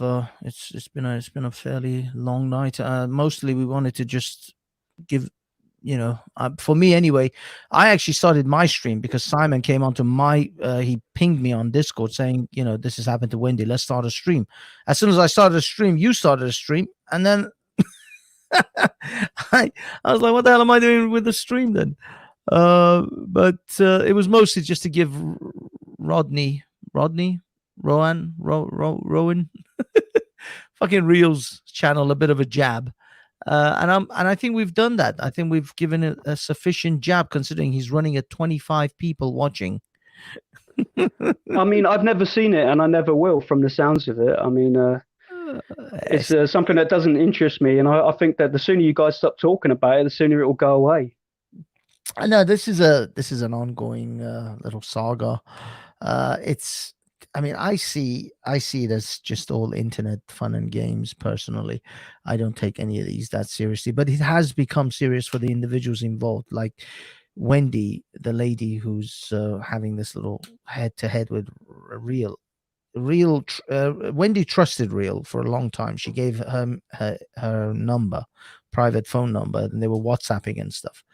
And Wendy put a picture of her in her profile, WhatsApp profile. She changed her picture to a picture with her granddaughter. Yeah, and I heard some of that earlier on, and it seems to be that these are all legal matters. I wonder why it's not. Shouldn't this be like something? I don't know. I don't know what kind of legal standing these have. That's the problem with these things, because this is a photograph in a semi-public forum. WhatsApp is still kind of a public environment. But you know what interests me much more? I mean, a little bit of shit talk. I'm still a child. Is that Ali G girl? Is she still giving you trouble? Oh, you talking about Zobida? Well, yeah, I have my Ali G girl, the daughter of Ali G. But you know, like when it comes to like you get me, you don't get me. You know what I'm saying? In it, you know, I mean, big up them, man, them. You know, I don't really like to talk to theatrical characters. You know what I mean? I mean, like when they said cut on Ali G, then Sacha Cohen, he had the like a very intellectual. I find it interesting that some people can be living in that world. It's not real. This is her 24/7. She doesn't suddenly switch into an intellectual individual where she has some really deep insights on the world. They are so affected that they're actually living in something that was a comedy. Well, no, this is a mistake. Ali G took and created the Sacha Baron Cohen created the Ali G character from these people. These people already existed. You know, there's a life imitating art sort of aspect that's going on here, where these kids are actually like ridiculous to the same levels of like ridiculousness. But that language, they're living in that mentality. Fam. In fact, there's new sort of words that have come out since Ali G. Ali G never used the word shook. For real, yeah, for real. Have you used for real? But what I mean is, his character or caricature was taken from people who actually do talk and live like this. He was mocking them to begin. But I mean, I'm old enough to remember when, you know, that was so rare and that was something so like idiotic that, you know, Caribbean people is part of our culture, you know, and like definitely we can be, say, some people, you spend a bit of time with certain people, you can get certain affected, but this level to where I come back to England and the kids sound like a theatrical character that I mean, I was working with, you know, I was one of the Staines Massive in that movie, you know, and now I'm like, these people actually think they're in the Staines Massive. It's like, it's so trippy to me. It is. They are. And that's exactly it. That's the thing. With people like Zubaydah and others similar, they overdo it. They're not just sort of what's it called? They're not just doing it. They're so fake to a point where it's comedy. I'm like, you can't be talking like that all the time. Well, you know, this is. I do hear them all the time. I mean, even if you go to Speaker's Corner, you do actually hear them naturally talk like this. They're not like suddenly switching up. But then again, to be perfectly honest with you, no, it's not. I don't know. But they're so disadvantaged when it comes to like life that like it's I mean, like I'm full of it, right? I speak in many different ways to many different people. I mean, like I use an American accent sometimes here in America. It's you know, it's part of life, you know what I mean? If you want to be understood and whatnot, but like when I think that there's kids where they don't actually have the ability to, you know, switch it up, that they're so like at a disadvantage. Oh yeah, they are. I mean, but the thing is, you got to realize this individual, she was raised in care. She was raised in foster homes. Her mum threw her out of the house because she couldn't take it anymore. And I think she was like 12 or 13 or something. Well, she's young. Let's pray for the girl that she can really like get out and get a bit of education. Because from what I was getting from the last of it, it was like it's very affected by media and by and not very informed. I mean, no, she's an idiot. Yeah, that's what you're trying to say. She's an idiot. I know you want to keep good with all gurus and shit, but I'm not exactly down with the gurus. So may the gurus forgive me. She's a fucking idiot. The guru will always forgive us. But I mean, I'm pushing the boat out here, even here by this degree. But I just think it's kind of amazing that like people who are clearly let's say the truth, semi-retarded, you know, are given a platform where they're speaking as authorities. It's like, you know, I think Online Wipe did an amazing job where he was exposing some of these kids coming across like they were revolutionaries, when clearly they were just sort of, you know, ranting children. And it's nice that they have the ability. I mean, I feel for them down the long run because I said a lot of stupid stuff when I was young too, you know, and thankfully there was no internet in those days. So it's like I feel for them in the long run when they're going to have to look back later on. Yeah. This is the problem. It is. It's. I don't know. I mean, the thing is, all I heard. The reason me and her fell out is I hear this. I hear people from different, from Speaker's Corner, and some of them are just straight up morons. And this particular one was amongst the many more. There's a plethora of morons. It's like a buffet of morons at Speaker's Corner. So it's not like I just picked her out because she was somehow more special. It's just the fact that she was one of the morons. She was talking on a live stream like this, and she was saying her moronic shit. And I was in the chat, and I said, "You're an idiot, and you're a thought." I guess you do know what a thought is. I mean, I've heard different interpretations, but like, yeah, you were childish, she was childish. I mean, so Yeah. like, I mean, what I'm saying is a thought is basically you're that hole over there, which is what they call e-thoughts all the time now. E-thought is like a big thing. Yeah, well, it's like a thing that people are being called all the time. It wasn't a big deal. I didn't think of it as a big deal. I just thought I just want to call her. But are you sorry? Not in the least. All I wanted to do was say you're a bit of a dumb bimbo. Was basically my interpretation of the word thought. Has she got worse from your interaction, or has she got, she learned something? She got no, she's learned nothing. No self. I mean, that's what I'm saying. Is that I guess we're going to have to be the adults, and if children are going to be jumping up and being all sort of like childish, I suppose that those of us that have got grey hair have to go, all right. Well, I mean, the thing is, this is. I just let me just get to the end of this bit. Is that when I called her a thought, I thought nothing of it. I was like, "You're an idiot," like many others. She then went and on in the voice, "Oh, you think I'm a thought? Come and say that to my face if you dare." I think my insult's better. That she is an Ali G. I mean, that's what she is. She is a Stains Massive. You get me. And I was one of them too, So like, I mean, I'm laughing at myself here too. Well, Thankfully, I grew out of it, and I got out. And my advice to her, if she ever hears this, is, young sister, get a passport, go and see the world. Grow up a bit. She's been around. She goes to Algeria and But that's what I'm saying. Get out, see the world. You know what I mean? Yeah, but she still came back as moronic as when she left. So but that's part of the discussion we were having earlier. That part of world seems to encourage that mindset. Well, yeah, exactly. But either way, she dared me. I went to the park. I looked her in the eye and said, "Yeah, you're a thought." And that's enough. That's enough. Things have been rocky since. No, leave it. Flexi doesn't like her either. So I don't know her. I do not know her. I don't want to. The interaction I did have, she was kind of childish, and she jumped at me because you tried to get me to answer a question, which I didn't want to, and then I did answer it, and then I've got this little girl telling me I don't know or don't care about black people. Okay, calm everybody. Let's not have a Zabida kind of heat. Hey, if it came to a competition, I'm blacker than she is. Yeah, so let's not have a thingy. She is white, to be honest. She's got blue eyes. She's white, man. So. She's fully white. She's got Ashkenazi genes. So let me just Banksy, you might as well go. This is a Sikh situation now. Unfortunately, you're on ACS. You're gonna have to leave. Big up to yourself for joining anyway. No worries, dude. Have a good night, man. Hey, Banksy, lovely speaking with you. The council will rule and none shall oppose them. Oh my God. Yeah, big up. Good night. Oh, just gonna go castle. All right, so what I want to do on Saturday or Sunday, and Raindrop, you're listening. I'm going to email you both. I need to do a show. Hey, Raindrop, please stop saying big up. You sound like Ali G, man. Come on. Yeah, what I want to do is a show. Love to you, Raindrop. You're a G. I think what I want to do the show on is I want to talk about Khalistan, but I've done the Khalistan talk a lot of times. But I want to. But have you done the Khalsa talk? Well, this is what I want to do. I want to do because I want to do the whole thing. So the thing about the 1984, it's kind of complicated in the sense that the Kal Takht and the Golden Temple is for all Sikhs here. So every Sikh should feel pain when they hear it being attacked.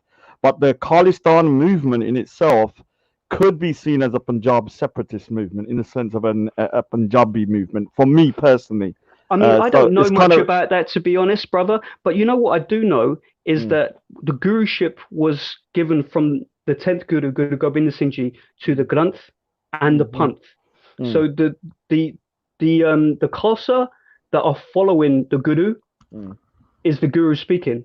So if there are true Amradaris with a Panjbani taking Hukamnama, that's coming from the Guru. Yeah, but the thing of the problem is, and we'll discuss this properly, is look, you have to understand the amount of corruption even in the Kal Takht. Yeah, the governing body is just there is so much corruption going on. I believe that human nature, yeah, it's human nature. The system of the gurus can be perfect, but the people are not, and this is where there's a lot of abuses going. Even with the Gul Takht, which is the governing body of the Sikhs, it's been infiltrated and corrupted. Yeah, brother man, right? Inside the Jedi Order is where the Sith hid, but there was still Yoda. And have you been to Guru Manual Granth? Yeah, I have. Oh, Slough. I have been to one in Slough. I don't know if it's the one that I've been. The one you're well, you know, talking there's about. no committee there. Is it the one that's quite a modern-looking building now? It's 100% Sevadars. No committee. Yeah. Oh, is it? All right. Well, I mean, that's what I want to discuss. So we can. I mean, I need at least 3 minimum in terms of people to have a good discussion. So I'm a Punjab separatist. That's what I am. Let me pigeonhole myself now. I'm a Punjab separatist. Yeah. Raindrop is a basically he's like an Indian kind of nationalist to a certain degree. There's a lot of Sikhs like that. I didn't peg him as an RSS. He's not RSS, but he's not a separatist. Whereas with you, I really don't know exactly. I think you would be happy with a Sikh state based on the Khalsa. I'm just assuming that's what you'd be happy with. I believe that the mission of the Panth is to provide Deg Teg Fateh, the victory of food and freedom for all of humanity. I'd be happy if we had a Singh Prime Minister of the UK, of Canada. So can you do me a favor then, from your perspective, put a case forward for a Khalistan run upon Sikh rules? Because I need to hear it from somebody that's more, because you're going to be looking at it I'm looking at it from a Punjab ethnicity kind of standpoint. I would say that there are brother men like the late great Jagraj Singh. There is Sanji. There's I mean, what is? I'm not telling you to be the spokesperson.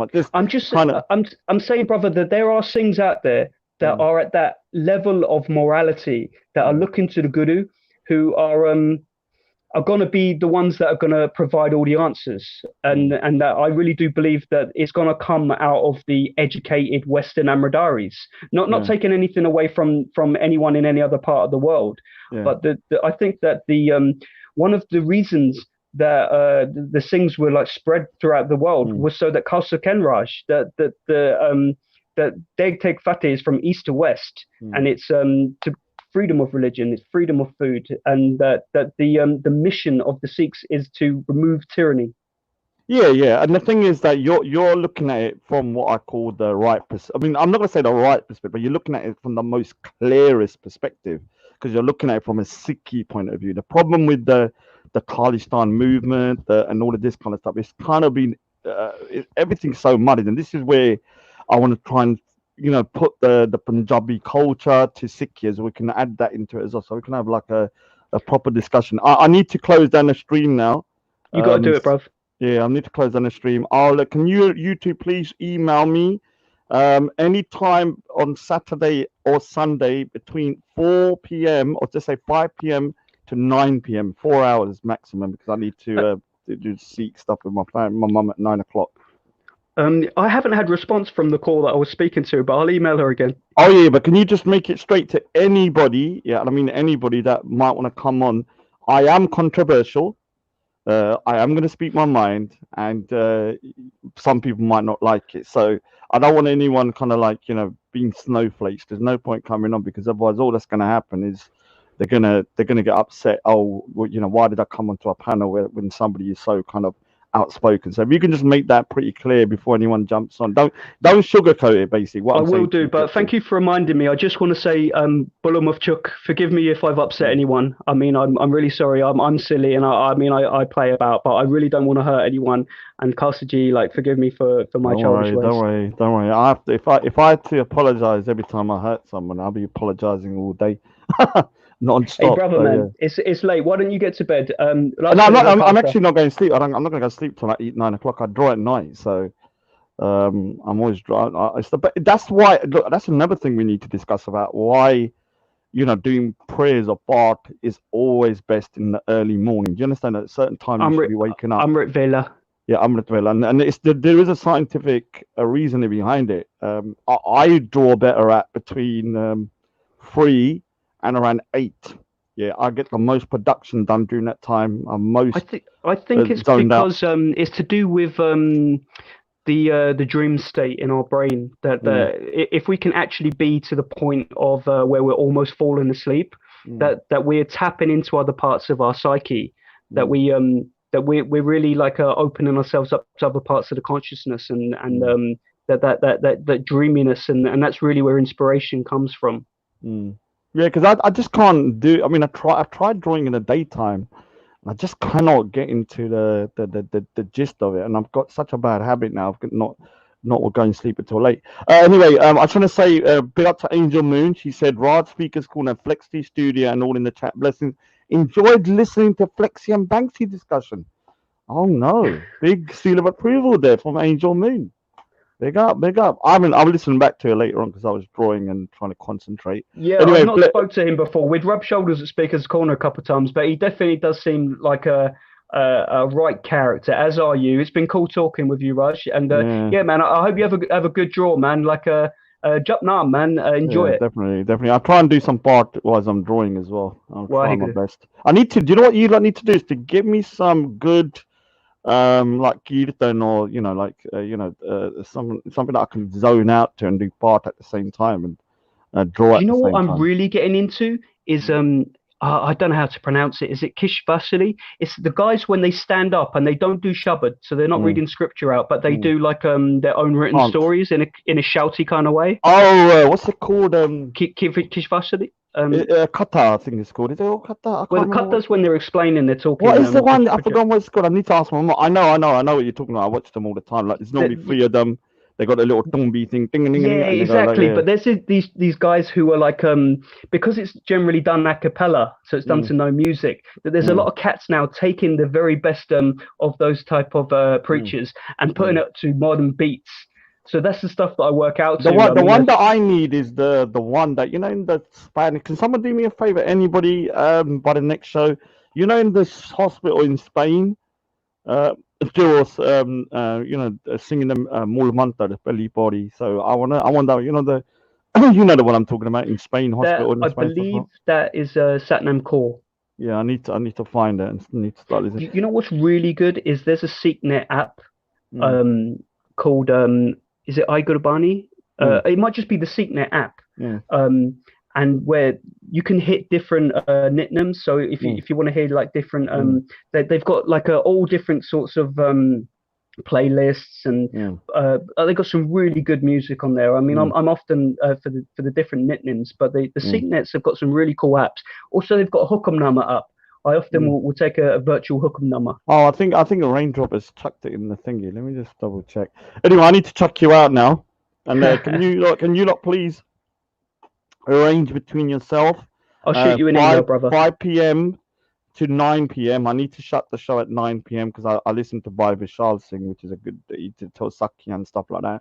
So if you can do that, and then we'll talk about Khalistan 1984, the attack on the Golden Temple. Well, I hope Raindrop can join with us too. Oh no, yes, no. I need him on there because I need different perspectives. Because you got me, who's a separatist. I know he's not, and then you're kind of like you're still kind of like in your own. I mean, I don't know exactly the exact position. We'll find out on the day. But yeah, we look forward to talking about it. All right, have a great Japnam and your art, man. And it's always cool talking with you, brother. Anyway, man, Sasrikal, man. Waheguru Ka Khalsa. Waheguru Ka Khalsa. Waheguru Ji Ki Fateh. Anyway, I'm just gonna drop. Where is he gone? Let me just drop you out. All right, so yeah, it's over now. Wasn't really going to do a stream today, to be honest with you, but I couldn't let real that puddy that kind of like boot. Give thingy a strike. I will say, real, a little pussy of the highest order. What I will say is that you could never run a show. You said earlier today you're going to be running your own show. I'm going to be doing this. No, you can't. No one likes listening to you. You're boring.